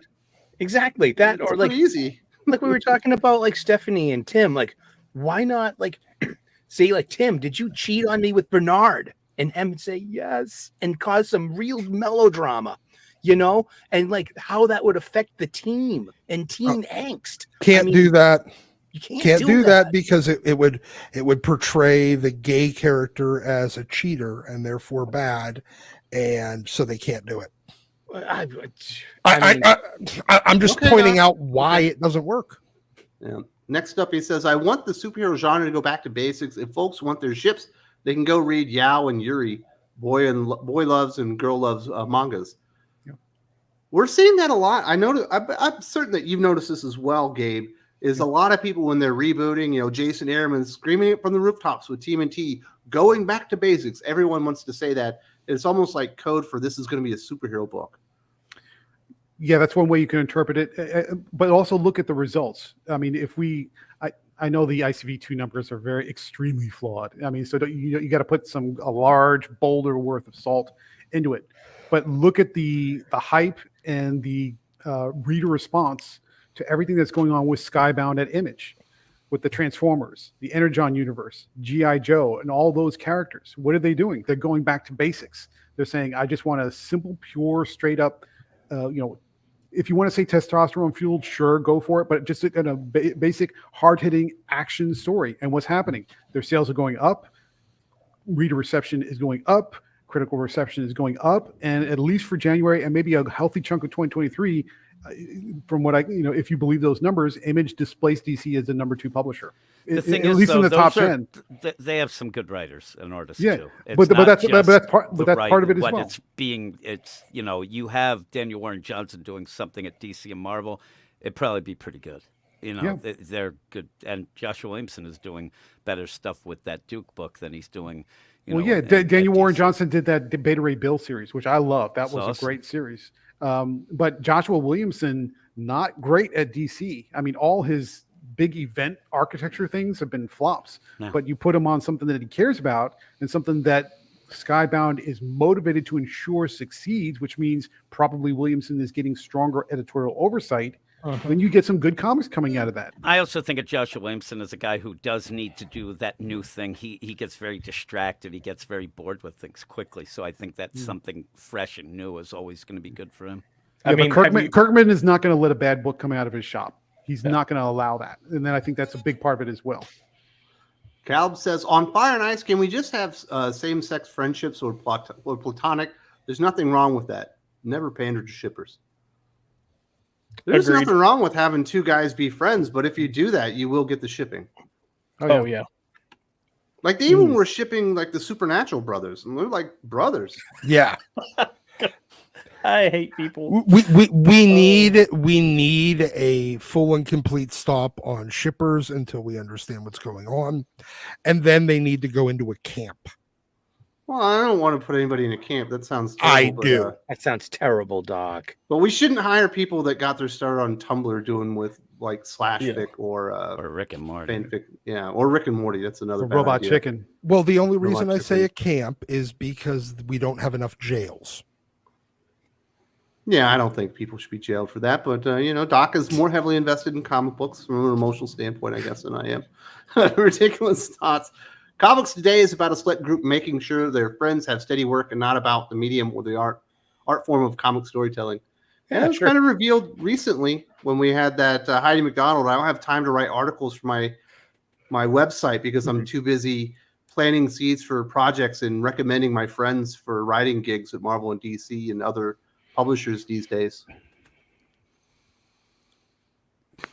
On the one hand, that's not terrible. That's not a terrible thing, simply from the perspective of networking is important when you're kind of in an industry of this size. I mean, you want to recommend people to do things, and that's, there's a certain, honor in that, and I appreciate that. At the same time, Heidi's supposed to be a journalist. So you have to maintain a level of distance to maintain objectivity. If everybody's your friend and you're trying to plant seed and you're doing all that, you can't be a journalist. I'm sorry, you can't. You can't be a good. Well, I should say you can't be a good journalist because you no longer have perspective. You no longer have that objective anyway. Yeah, you no longer have that objective distance, and that makes it impossible for you to write anything with clarity and balance. And that's where Heidi is right now. Sigma Comics says, greetings, Thinking Critical crew. Catch us at Planet Comic Con, Kansas City, and Awesome Con, DC next weekend. In the meantime, keep it tuned to Thinking Critical and great news. Volume 3 of our manga is now on Kickstarter. Sign up to be notified. That is absolutely awesome. I hope you are enjoying Kansas City. That is my neck of the woods, and that is where I will be based when I come to visit the U.S. in 2025 before I take a little stroll down to Dallas for Dallas Fan Expo. I do hope you make it to Oklahoma Joe's, the best barbecue in all of America and probably the world over, and I hope you're enjoying that. If you're going to be in the D.C. area, definitely look those guys up because HH and the crew are doing some great things at Sigma Comics. Good friends of the channel, and I hope you are enjoying the Midwestern hospitality because we are known for it. Not everywhere else that you get waved to every time you pass somebody. James Hannafin, we can blame all the writers and editors, but ultimately it comes down to Jim Lee. He needs to be removed. I hated Dan Didio, but Jim Lee is the worst. I think it's not that Jim's the worst. It's just that Jim's doesn't give a shit. He has authority that he doesn't exercise, and he just lets everybody. It's the inmates running the asylum because the warden is still at lunch drawing on the back of his fucking placemat. He would be just sitting there while Taco Bell is flying in the air and twirling around and rolling TVs. He's like me. He just, turns up the music and where's my Baja Blast? I mean, it's just, he's more apathetic than anything, it seems, and that's not great. That's not the way to run things. Right. I think he's what we called in the military retired on active duty. When the guy's put in his paperwork, he's got 6 months to go before he gets that final date, because you got to do your 20 years or whatever. And he's probably just waiting out the clock. It's kind of like to collect the pension. Well, wasn't it more Marie Javin's fault than Jim Lee's fault? He's the boss. She works for him. Yeah. Ultimately, the boss is responsible. But Jim Lee reports to who is it? Is it Pam Lifford? Not anymore. She no longer is like the overseer of DC for Warner Brothers. It's somebody else now. Yeah. So, what were you saying there? I'm sorry, Josh. Yeah, go ahead. Oh no, I was just gonna say Marie's. It's been said that Marie's pretty much MIA as well. Like people just can't reach her. So it's like two of your heads checked out. I would love to work there. I could just do whatever I wanted. Right. Calv says on Ong, there are some Star Wars vibes in his final battle against the Fire Lord, voiced by Mark Hamill before he went 2016. Yeah, it's very much Luke against Vader, and it's against one character, the Fire Lord. It's very much Luke sort of facing off against the Emperor, somebody who has amped up power at that last moment because of the comet that's passing over that gives firebenders increased power. So yeah, there's a lot of vibes in there. But again, it's the hero's journey. Is you're facing this overwhelming villain and you have to overcome, and he does that.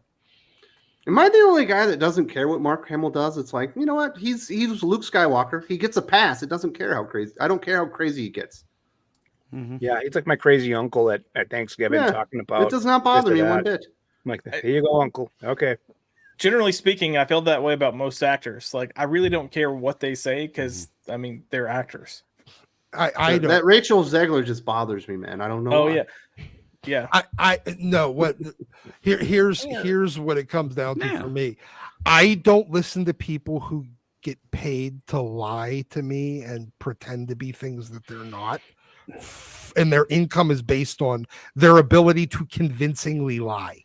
You don't like politicians or actors. I guess. Yes. Yes, you don't trust them. Or YouTubers. Maybe. Let's Multiverse. Peter Parker is from the world that they are all 1900 Mormons. He just buried Black Cat and Mary Jane.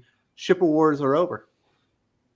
Oh no, because it'll very quickly turn into Black Cat and Mary Jane and Peter over in They the don't cuck need chair. Peter. He'll be over in the cuck chair, Yeah. and there will be strap-ons Oh, involved. jeez. Okay. Spider Now we're sister getting wives. to That's detailed, I'm Doc. Thank you very done. much. Sleeve McDackle, being black, I always roll my eyes whenever a black character brings up the black experience. Like, am I right? Am I supposed to be part of a hive mind? Iron Man gets stories about who he is, not what he is. Well, back in the day, Rhodey used to get stories about who he is too, and it was kind of great. That's why Really, we was pretty liked him. awesome. When he took over and became Iron Man, when he became an alcoholic, nobody had a problem with it. Yeah, well, like because we got stories about who Rhodey is, not what Rhodey is,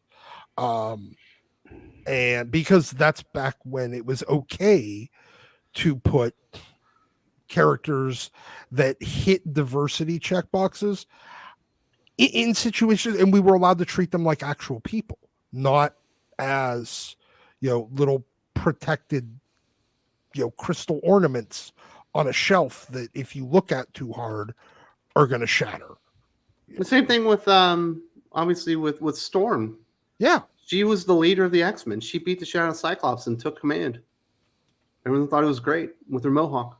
Yeah, everybody loved Storm. I honestly, the only reason I don't like Storm these days, I've hated her since she got married to Black Panther. Yes, since she got shoehorned into a marriage to Black Panther, retconned an entire relationship, retconned all this other bullshit into her, instead of just letting her be the character she was and having a story that goes forward, instead of having to make her more important by adding stuff to the past that didn't exist there. And it was, that artificial inflation of importance that made me dislike Storm. James Hannafin, never forget being gay is more important than saving people from a burning building. Tim and Bernard redefining flaming gay. So that was interesting. I think, Jim, somebody told me this, and I don't think it's presented very well, that supposedly that's all in Tim's mind, but he doesn't know that those people aren't dying and being burned alive. No, and I had arguments about that. There's no way. I mean, first off, they're sitting like they're on the deal, and the way that it worked in that issue, the power that's caused, it doesn't work, and they end up where they walked away from a burning building where people were burning because they're just waltzing around. They're like, oh, maybe we should go back. Well, Bernard had a bad interaction with his mother and his father. mom and dad, yeah, and so they were sitting there while everybody's screaming and burning to death, and then they walked away, then came back. But no, that was not in the mind. I actually had a big argument, and we went through like the panel-to-panel deal and how the power ended up working, and it didn't work that way, the way that it might have supposedly should have. But yeah, it looked like he was just bad. All right, this is a fabulous screen name, by the way, Deus Ex Macchiato. Yes, fucking chef's kiss on that one. Nice. Yep, man. I wish I'd thought of it. It's funny that Warren Ellis was pushed out, and yet he wrote the best coming out with Apollo and Midnighter. He and Hitch had small visual hints starting Stormwatch leading up to the Authority. And that's like one of your favorite stories of all time, Doc. It is. No, I mean, I really, really enjoyed, I liked the way that it was slowly introduced. I feel like Ellis was kind of a little reluctant to go through with it until Mark Miller came in and made it more explicit. Up until then, it could have been just really, really, really close and almost trauma bond friendship between, kind of like me and Josh. Yes, between Apollo know. and the Midnighter, because their history of basically both being built by Henry Bendix and then sent on a suicide mission. They were given up and left out in the cold, and they had been basically surviving themselves while Bendix was trying to fucking take them out from the shadows for years, and them operating in the shadows. So it could have been trauma bond thing, or it could have been something that they were actually in a relationship, and nobody really knew until Mark Miller came in and did make it clear. But you know what? They didn't lose their personality. They didn't lose who they were. Like their story didn't just become about being gay. They were still they still were forced to struggle. Hell, Apollo ended up captured by the G8 authority and tortured by them, and there's implied rape, and they were able to do it, and people loved the characters because of it. Nobody, back then was, well, I mean, probably the same 12 weirdos on Twitter were probably screaming about Mark Miller being homophobic because the characters he made explicitly gay were now challenged and put in uncomfortable situations and had to rise above it and win. God forbid your heroes struggle and win. No, they're one of my favorite fucking couples in comics, and I feel like that should be the model and not the exception. But now it's the exception. Hell, it's not even the exception anymore because Steve Orlando basically made the entire fucking book that he did about them being gay. You like that Steve Orlando book? I liked the Midnighter book. I did not like the Midnighter and Apollo book. Midnighter and Apollo. I bet. Agreed. Yeah. When it was just Midnighter on a solo before he hooked back up with Apollo,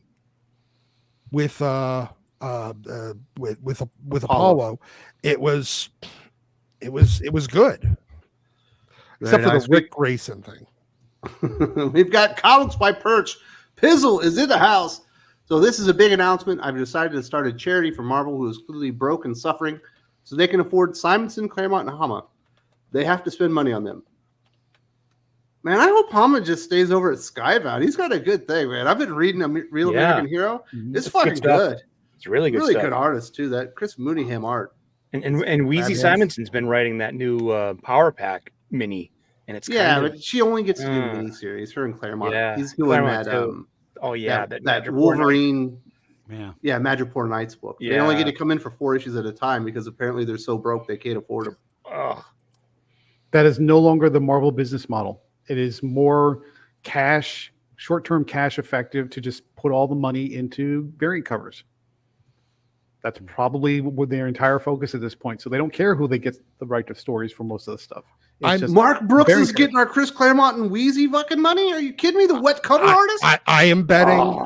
I can almost guarantee that they spend more money on commissioning covers than they do for the entire other 22 pages of content combined. Yep. Man, Doc can't even call it story anymore. He's calling comics content. That's because that's all it is. It's just, it's filler that exists between covers that they're actually spending money to commission. And the worst thing is, like, Simonson had like Wheezy had a pretty cool Jean Grey thing going there for a moment, but she had to like twist it and fit it into all the shit with Krakoa. You're like, just let the lady cook. You know what I mean? Mm-hmm. Yeah, same with the Andy Nocenti Captain Marvel one. It was refreshing to finally see Carol Danvers be likable for the first time in a very long time, because you have an actual master storyteller, or having at her, but the art was just ended up being terrible. Everything just blends into this morass of modern purple, and in the end, it wasn't that good. Man. Are you done with the bisexual lighting? I am. Yeah. The more I might be purple embracing and it too. I don't know. And purple's actually a funny purple, thing. pink, and baby blue in All the same coloring. page, every page. All pages, every page, and it looks like fucking mud. Yeah, check Perch's comment in the chat. Mark Brooks makes $5,000 per cover, and that's just for one cover. Yeah. So if you have an issue that has 4 or 5 variant covers, now you're talking somewhere in the $20,000 range just for the covers, which leaves almost nothing for the writer and the internal pencil anchor and colors. I don't know. If Perch wants to run with this, I will help him shame Marvel Comics and CB Cebulski into paying these people so we can get better writers on the book. We could have like a whole like remember we used to have the little telethon where all the stars would be out there and they'd be taking the calls as you donate money. What we really need to do is have people bid on the opportunity to give CB a swirly and then shove him into a locker. Fucking nerds get into lockers. Jeez, Doc's making everything violent today. Wraith-X7. I spin was retcon as being gay purely as a stunt to get mainstream media attention. Former Marvel EIC Axel Alonso admitted to this in an old interview. And we had DC Comics admit to the exact same thing with John Kent. And that's why this stuff doesn't work. Just doing stuff for mainstream media attention. Sure, you get CNN to cover it and Fox covers it and Dean Cain puts his spin on it. And then people don't like that guy or whatever. Maybe you get a bump on an issue because now there's spec value and Comic Tom is talking about it or whatever. And 2 weeks later, the numbers are worse than they would have been if you just continued on the path. You know what I'm saying, Josh? Yep. And then along with the media attention, you have all those people that go on, take their selfies with the book in the comic shop and post it on Twitter. And then they put it back on the shelf and their friend is like, oh my God, are you not going to get that? And they're like, no, I can't afford this. Let's go get Starbucks. And then they leave.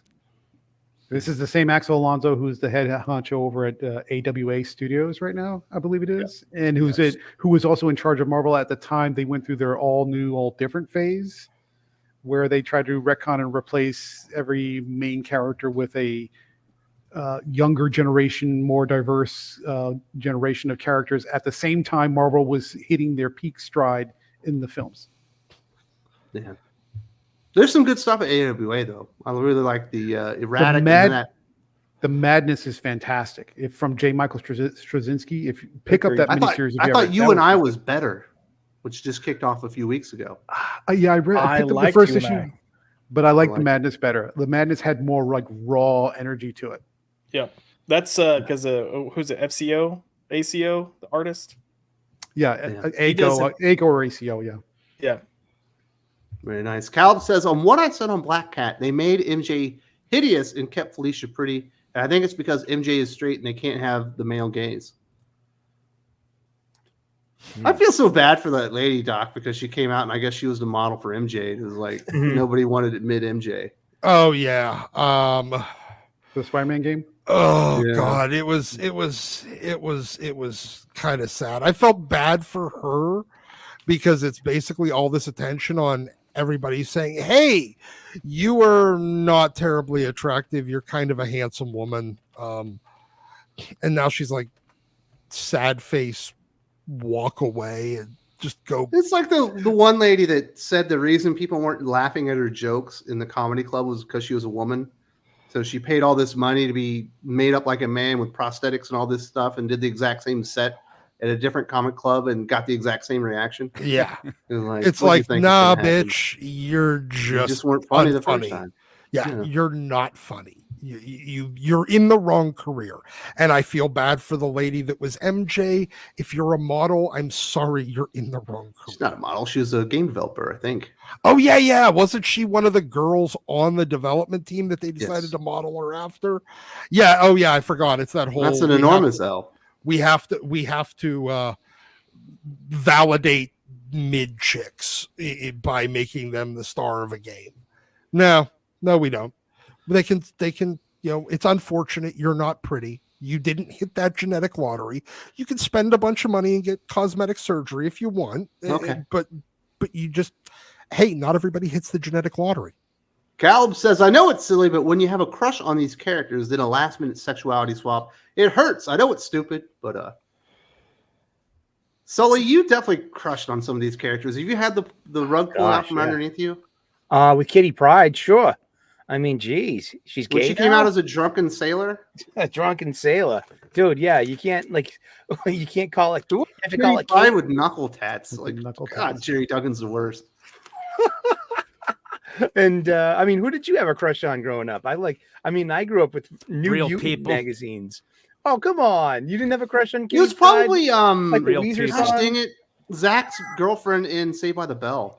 That Dude, was- Tiffany yeah. Andrew Thiessen. I was Yes. more of a Jesse Spano. Kelly kind of guy. Kapowski. That's who I was thinking. I of, like yes. the dog on Full House. That was me.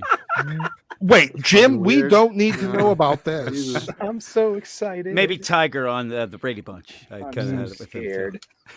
Kitty Carriel. Jesus. Josh, did you have a crush on anybody that had the rug pulled out from underneath you? In comics, I would say it's not even due to sexuality swaps. Like, look at what's happened to Nightwing, man. Like, I love Nightwing, and I'm like, yeah, I don't know what happened over there, but that's a shame. Am I weird for not really getting crushes on fictional characters and Come on, any Jessica people Rabbit? I know I'm not going to? Jessica No. Rabbit. I mean, there's a difference between recognizing somebody's attractive and actually developing any sort of crush on. You never had a crush on Sue Storm. No, I never had a crush on any fictional cartoon or comic book character. I didn't. Am I weird for that? I Yes, thought that you are weird. Wicked weird. I don't Okay. know if I would say it's a crush, but for me, it's more a thing of like, oh, if this character were a real person and acted like this and looked like this, damn, that sort of thing. Okay, yeah, I mean that, but that's not really a crush. I feel like there's a level of delusion necessary to develop a crush on a fictional character. Listen, Oh, well, there's Dick you're a young Grayson and one. I are real, and it's deep.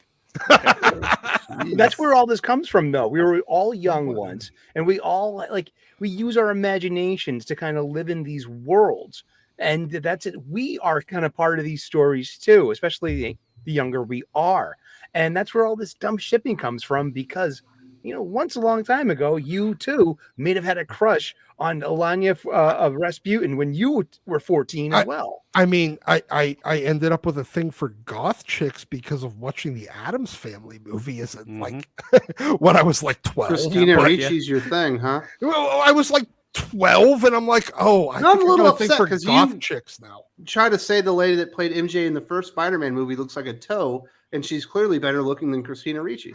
It wasn't that I had a thing for Christina Ricci. I had a thing for goth chicks, and there was something It about that changed your entire personality. outlook on what you found attractive. I would say that there was an attraction there, Doc. You're more attracted to Wednesday as a character. Yeah, yes, that Yeah, not the but actor. You were just making fun of people for falling in love with fictional characters. Wednesday's not real. Christina Ricci's real. No, what I'm saying is the dry, very sarcastic and kind of terrifying, Edgy. What about Jenna Ortega? edgy Yeah. chick I'm with you. wearing all black. That's Yeah. it. The concept of goth chick. I'm So, with you. so do you become physically ill at the thought of Mary Jane Watson, or is it Kirsten Dunst that makes you repulse? Kirsten Dunst. Kirsten Dunst is perfectly hot. I don't even get it. Caleb says baby teeth. Storm can make rainbows now for gay people. I'm serious. There's a leak of that. And yes, Doc, that marriage was a mistake. That's not a real leak. It It actually was, isn't. it was, It's the it rainbow. was bridge. misinterpreted. It was Oh misinterpreted. my god, Come on. look, that's some funny shit though. Like, is and it funny. wouldn't surprise me if I saw it in comics where like Storm visits a gay pride parade and everyone's sad because something bad happens, and she's like, "Oh, Oh, don't it worry," starts and it makes a raining. rainbow. That'd be great. Right out of And then ass. everyone's happy. Yay! No, but to Josh's point earlier about the pendulum swinging the other way, this is the pendulum swing I didn't want to see, which is now everything is problematic. You see a rainbow, that just means you're trying to do something. You can't just have a rainbow. I just want to have a pretty rainbow because we grew up with rainbows. And Like I the think some double people rainbow just go guy? too, Is that you? He's double rainbow. Look at him. some people just go too Double far. rainbow all the way. That's what he does. Some there. of The just- dude was just like go too totally far. baked, going, "It's two yeah. rainbows." Yeah. A woman in a comic book does not mean it's woke. A rainbow doesn't mean it's pride. My you have to question consider the is- context. My question is, why has Iceman not just started putting a rainbow above his head? He could do it by freezing the water molecules in the air and causing light Right. refraction. He absolutely could do it, and he should walk around with a rainbow above him all the time. Are we sure that Constant disco refraction ball. is the one that separates light into different colors? Yes.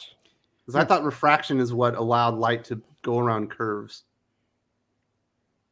No, refraction alters. Or am I thinking of diffraction? You think I of thought heat- that's what heat happens distortion. when you can't I perform. might be thinking of diffraction. My bad. We might have went too geeky there. Let's go. R33S3M. Is anybody on panel going to watch Camelot 331 race at Talladega in the Cyberfrog car? I don't watch NASCAR is this a real in the thing? first place. Yeah, this is happening. Yeah, there's going to be a NASCAR race car with a full wrap of cares? Ethan. Is the racer's name Camelot? That's his. He's one of these YouTubers. Oh. Yeah, and he's like, they got this Cyberfrog wrap funded, I thought crowdfunded for this. I thought I saw a thing where he didn't make the cut. He didn't qualify. Imagine that. Yeah, for that first race. A YouTuber driving a cut. I'll do what everybody else does. I'll watch them. Listen, go regular there's no race car, like car racing really available in the Philippines. I can watch cockfighting, but I cannot really watch car racing, so I don't really have access to data. Don't get that gay. Yeah. What, cockfighting?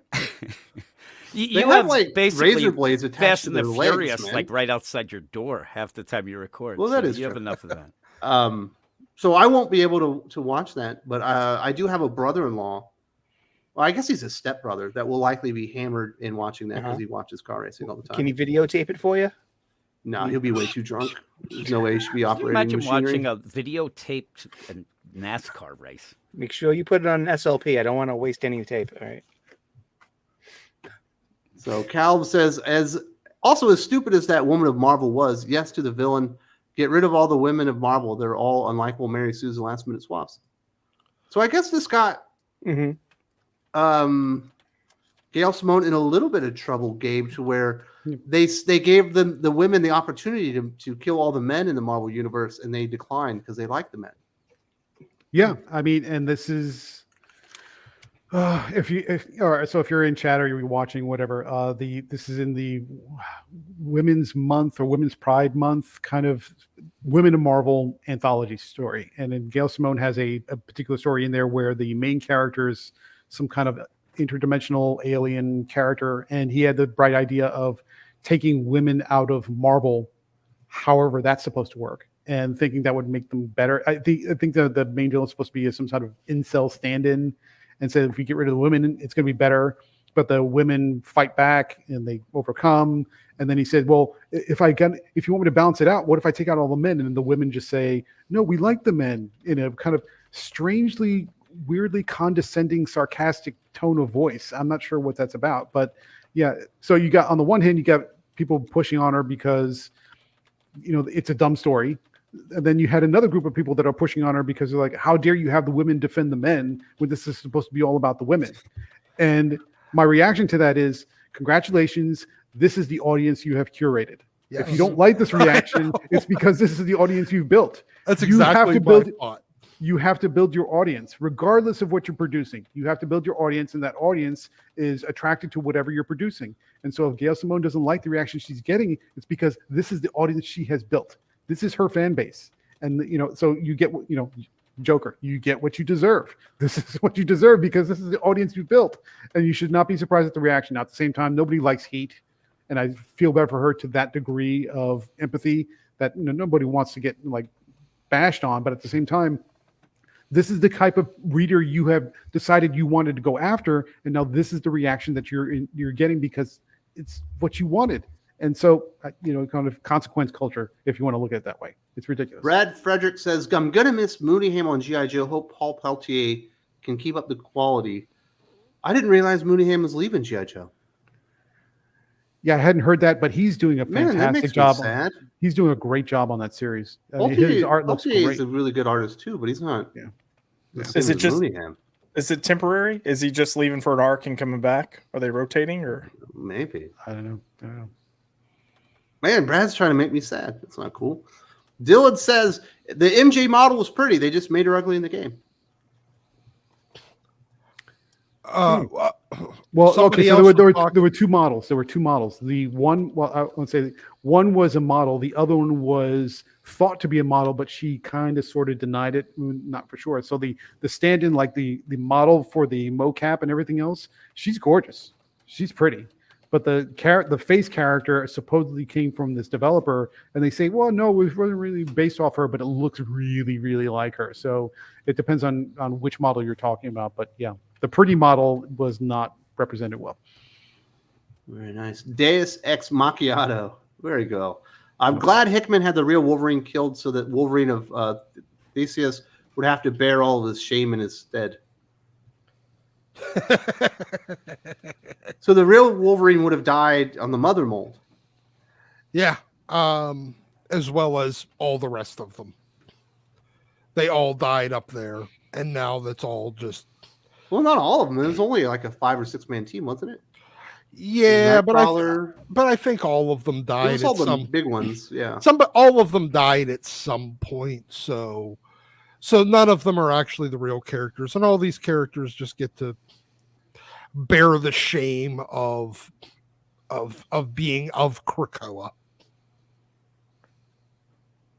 Well, Doc and I do have a discussion about what we think is going to happen after what we learned in Women of Marvel #1 regarding the team leads for the new X-Men teams and all that stuff. That'll be up tomorrow, obviously.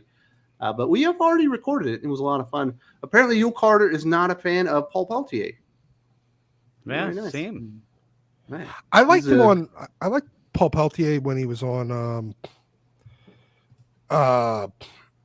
Exiles. Aquaman. Yeah, I think he's a good artist. Jose the Beast, do you guys think comics and Hollywood have similar problems with quality storytelling right now? Yes. Yes. Yep. Yes, Without a doubt. all the same. Who has good storytelling? Do they have good storytelling in video games now? Or they've been ruined too? And They've they're been starting to get ruined, ruined too. Because they're even destroying, I guess, like tabletop gaming and stuff. They're changing all the stuff. Mhm. Where you can't Wizards, enjoy Wizards of the Coast is having a really hard time right now under Hasbro for similar reasons. Well, Yule says that Peltier might as well be Mark Bagley. Is that a bad thing? I like Oh Bagley my too. goodness! Wow. Wow, Yule hates Mark Bagley. He does hate Mark Bagley. Now that you mention it, Yes, That's a because he strong always gets statement. claimed to be the end all be all Spider-Man artist. Yeah, Wow. Yule man, that guy does holds a not grudge. like him. There you go. But yeah, there's a ton of problems with quality storytelling right now. Callum says, lastly, on my Black Cat thing, I was excited to see her again in the second game, but then that happened, and I think it was just like a middle finger. There's a lot of stuff that feels that way. You know what I mean? It feels like they did this one just to tell me to fuck off, personally. What do you think, Josh? Is it personal, or do you think they just don't care about any of us? I think they don't care. I think a lot of these I think a lot of these people think they are like changing the world with this stuff, but they're just delusional.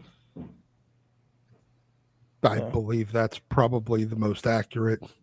It's a bunch of people with first world problems thinking that they are actually making some impact, because otherwise their entire existence is meaningless and lacking impact. So they have to, this is their way of thinking that they're doing something, making a lasting change in the world, affecting the culture. You know, I'm sorry, but unfortunately, like some people that didn't hit the genetic lottery, you're not going to be not everyone gets to be perfect, and not everybody gets to be world changing. And unlike what Andy Warhol said, not everybody gets their 15 minutes of fame. Man, I'm internet famous. I believe it in my heart. As Cal well. says, MJ's VA Laura Bailey. She's very pretty voice actress. Damn. There you go. Finally, we have John Fortune. I disagree with the Storm comments, Doc, because she was always linked to Black Panther. I'm thinking those comments are based on finding out about them in Civil War. So Doc was wrong. Okay, no, she was never connected to. They retconned a bunch of shit in. That is not her being always connected to him.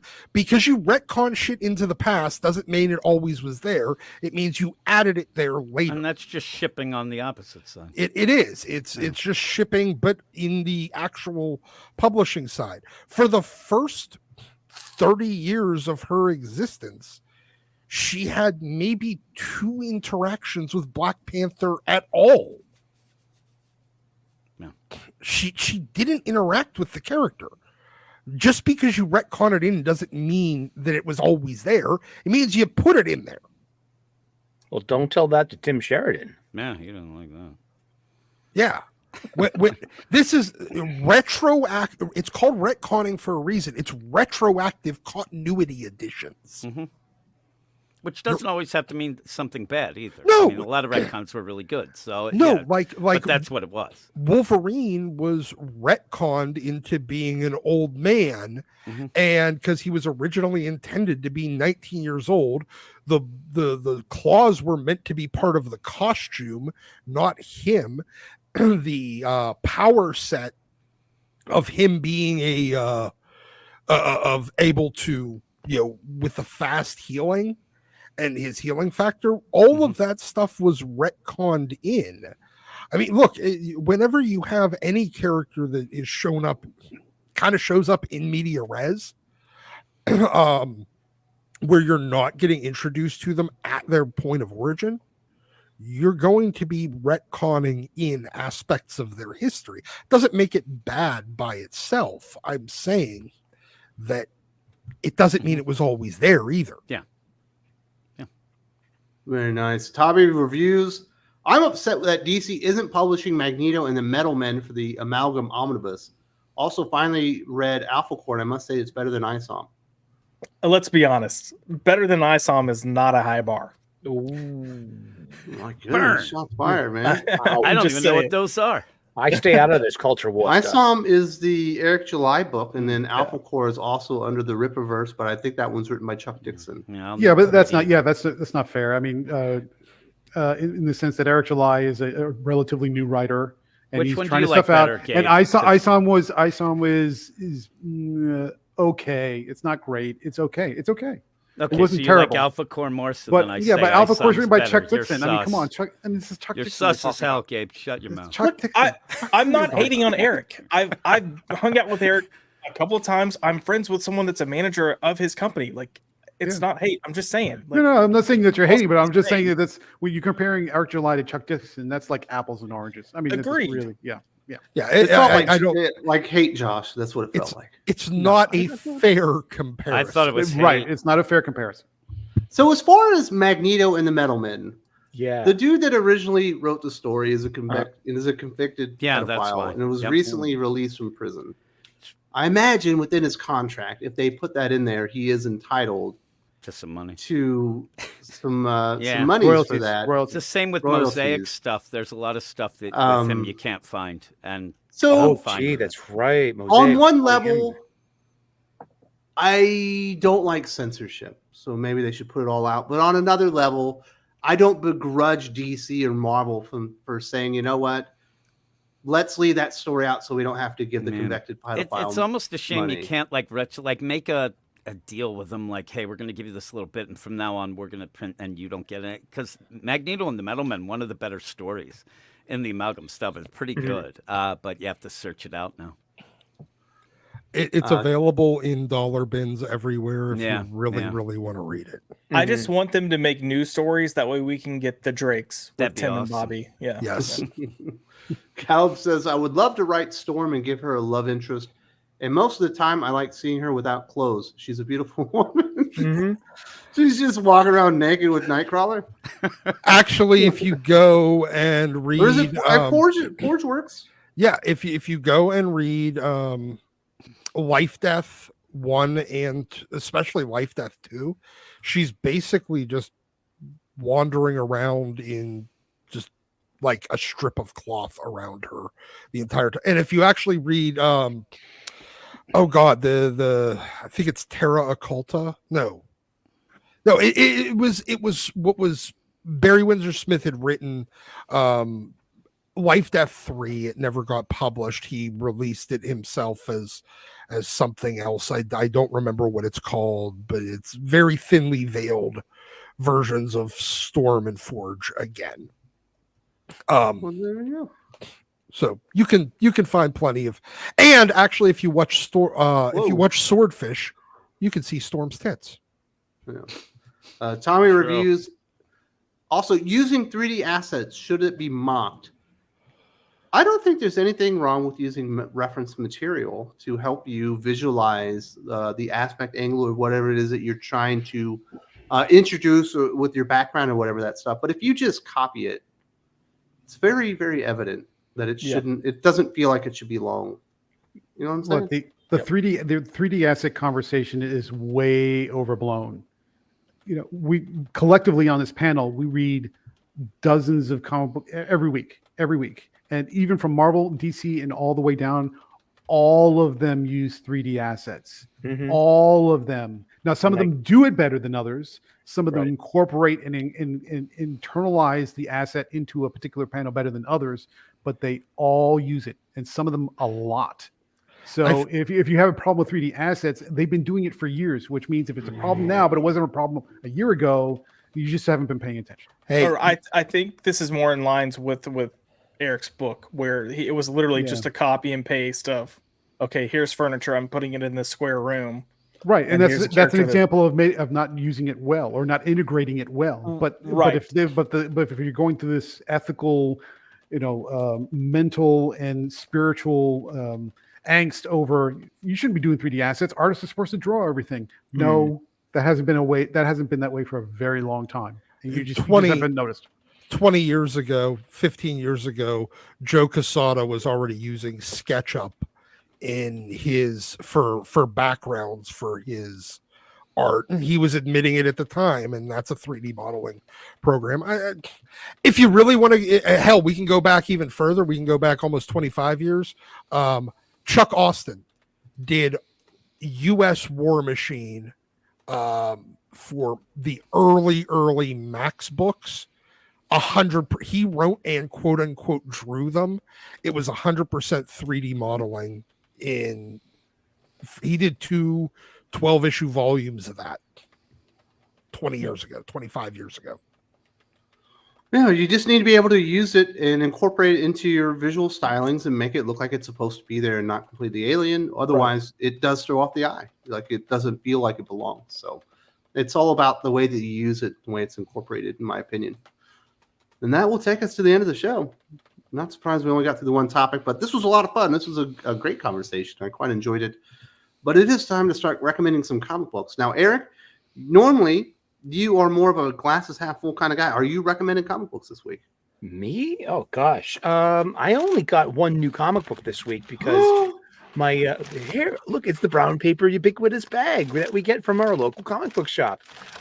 Because I'm getting to my local comic shop a little like 2 hours later than normal, and they're all things are gone. just sold out. So I was lucky to get Duke number 3. Oh, you're so lucky. That's the one. Dude, yeah, and it's got Baroness on the cover, and I'm a huge Baroness fan. But I missed out on Wolverine 44, which was pretty good. I also missed out on Rare Flavors number 4 of 5, but on Boom Studios by Ram V and Felipe Andrade, which is a really good comic book. It's got a limited color palette, and it's got a food angle. You know, I'm a chef, and I'm really charged up about this book. It was my first big Ram V book. Now I'm reading tech, and I'm like, oh, I need to go back and check out his 16 issues of Swamp Thing. But because I like to spend money, and I don't. Okay. But because I like to spend money at my local comic book shop, I got 3 facsimile issues. I got X-Men 4, X-Men 101, the first appearance of Dark Phoenix, and the Golden Age reprint of the Marvel Family comics. And this got, Captain Marvel Jr., Mary Marvel, Uncle Marvel, and Black Adam in it. And this is pretty fun. I love these Golden Age reprints. And these are just the X-Men reprints. They're fun, and it's interesting because we say a lot of the times too that like Marvel and DC aren't making us aging fans any comic book sometimes. Well, they're making these for us, and they just I know it's not what we really want. We want new stories, and we want what we're used to, but we can still spend money at our local comic book shop and get things that we like. And also remember to get your supplies at your local comic book shop. Get your bags and your boards and your boxes there. Give them some patronage. And thank you for having me on, man. Anything big happen on the channel that people need to know about? Oh, we're just, making soup, counting the peas and carrots. We're counting our blessings, and we talk about comic books twice a week. So come on by and subscribe if you want. We talk about new comics every Wednesday at 4 p.m. And then Sundays at 3 p.m. we do a live stream review of the comics that we've read this week. And there's plenty of room for everyone. So come aboard. Very nice. Tommy Review says, great points on my chats. My biggest argument with Amalgam is the writers and inkers worked on the book too, even if Wade wrote it. Hello, I don't think did Wade write I think he wrote and illustrated the guy that that was convicted. Maybe Wade co-wrote it with him, but I do understand what you're saying there. There are other people that worked on the book and it would be entitled to the royalties when it was reprinted. So that's, I guess, the double-edged sword about it. And hopefully, if they're doing the right thing, they'll go and take care of those people as well, if they can. But yeah, that's another thing that you have to take into consideration there. And hopefully they did just that. Moving on for comic book recommendations, Gabe. Sus Gabe in the house, does more indie books than anything. Are you recommending comic books? I'm recommending several. So let's talk about it. Jay Garrick, The Flash, #5. I like the family dynamic between Jay and Judy. Jeremy Adams knows how to do families really well. I would love to see him, if he ever moved over to Marvel, I'd love to see him on the Fantastic Four. I think he would do a killer job on that. Probably the pick of the week is going to be Conan the Barbarian #8. Jim Zub is knocking out of the park. He knows that character well, and he's doing a fantastic job. I'm going to echo Sully for Duke #3. That was a good issue. Introduced another Joe character who we haven't seen yet in that universe, although he may or may not be dead at the end of that issue, so we'll see. From Zenescope, I know a lot of people are not into it, but they're actually getting some good writers on there, Pat Shand in particular. So Van Helsing, Vampire Hunter #2, and a new team-up series, Holmes and Houdini #2. And they're actually pretty good. So I know most people think of their cheesecake covers, but some of the stories are really turning out well. And then I'm going to recommend also from Mad Cave, Eden Frost #3, which is back to the Russian Revolution, a story about kids with a golem and mystical powers. It's not kid stuff; it's adult, but it's a good story. And as far as what's coming up this week, which people may not be or need to be reminded of, this coming week we got the Ultimates X-Men from Peach Momoko is coming out this week. So if you want to see how the Ultimates is shaping up with the X-Men, that's where you want to pay attention. That's it. Oh, also a shameless plug. Shameless plug. Comical Opinions, our website. We're picking up steam on our YouTube channel. I put a link in the private chat if you want to put that out there. And Weird Science. If you want to come yell at me on a daily basis, or Jim, listen to Jim's daily stories of death and dismemberment.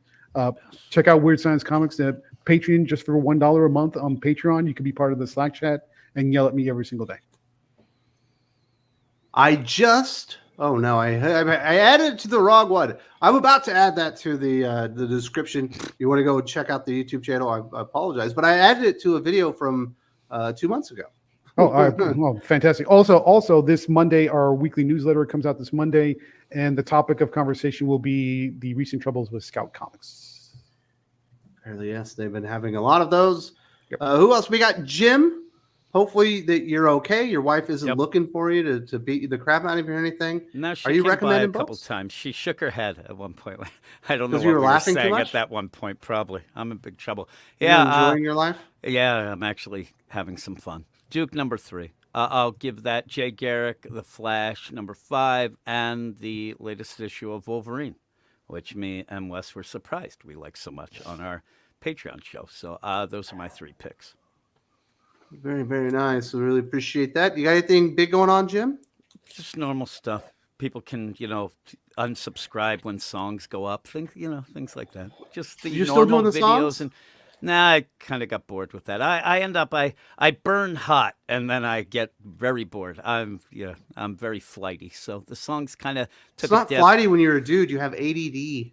Well, I do. I'm actually Yes. medicated for that. So thank you. Thank you for reminding me. And you were of feeling the like horror. crap before we started. Are you feeling better? No, I still feel like crap. Now I'm angry. When we I don't know started, why. you're I like, I got feel very awful. angry at one point and I had to take it out on Gabe. For some Had to be reason, I Doc. got really, really angry. I don't know why, but now I still feel like shit. And but that's fine. Also, just to go with one of the reasons is I haven't had my medication today, so I'll have to do that. I forgot all about it. So there. Well, I'm glad I reminded you. Yeah. You reminded me of how just nuts I am. Thank you. You're welcome. Josh, are you recommending books? Yeah, I'm gonna agree with Duke. I'm also gonna agree with Conan #9. Great. Or 8. Yeah. And then Savage Sword of Conan also came out this week, which is interesting. Yeah, So if you yeah. kind of like the black and white, it's on the old newspaper print. Yep. I gotta ask you, Josh. I got that, and it's a great price, $7, but it's 86 pages. You get black and white, one big story, and then a smaller story from Pat Zurcher.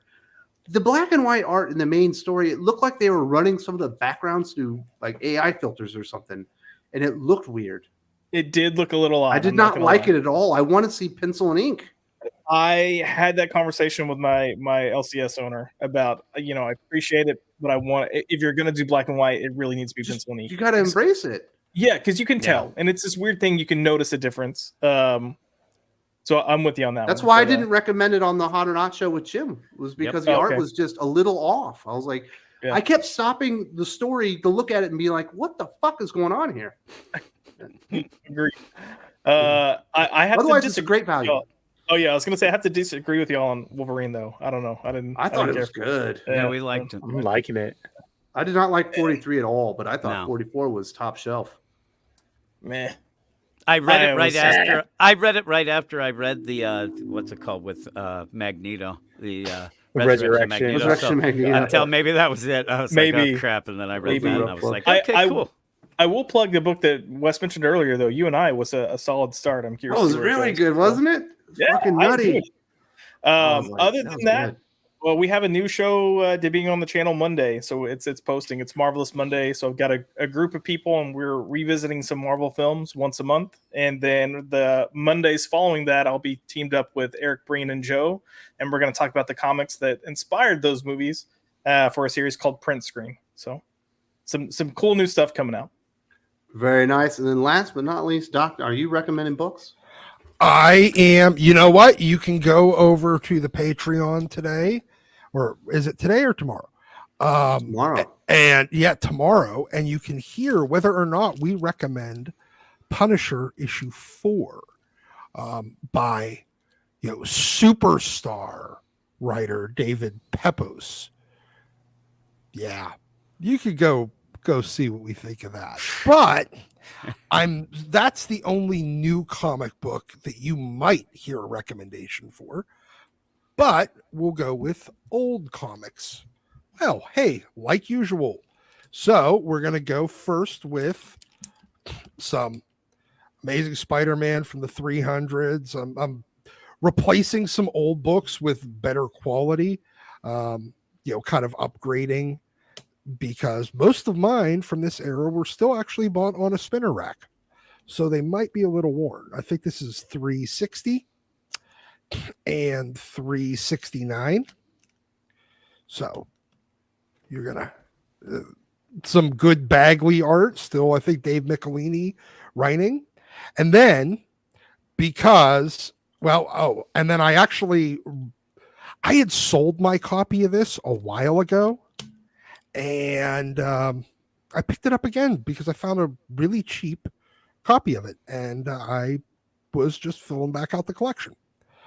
But then, in honor of, the facsimile reprint of X-Men 101, I'll go with actual X-Men 101 in a 9.2. So nice. If this one is a little outside of your price range, you can go buy the facsimile, or you can go back issue diving and spend a lot of money and get this. And then finally, since we were talking about it, depowered Mohawk Storm beating Cyclops for who's going to lead the X-Men in Uncanny X-Men 201. Also, first appearance of baby Nathan. He gets born in this book. So, this one I got really cheap a couple of weeks ago while I was out of town. So I am very satisfied with it. And that's everything for me this week. Ooh. I don't know what happened there. It's like I removed you, then I didn't, but we're all back to normal. And somehow Josh is the meat in the sandwich. That was completely on accident. I did not mean to do that. But very nice. I think we had a good show here. I was entertained. I was enthralled. I felt like I learned something. And I feel like we're all closer for this. And I do want to say thank you very much to everybody for joining us. We shall return next weekend for the Comics Aficionados. And stay frosty, folks. We'll be Thank you. back. Get out.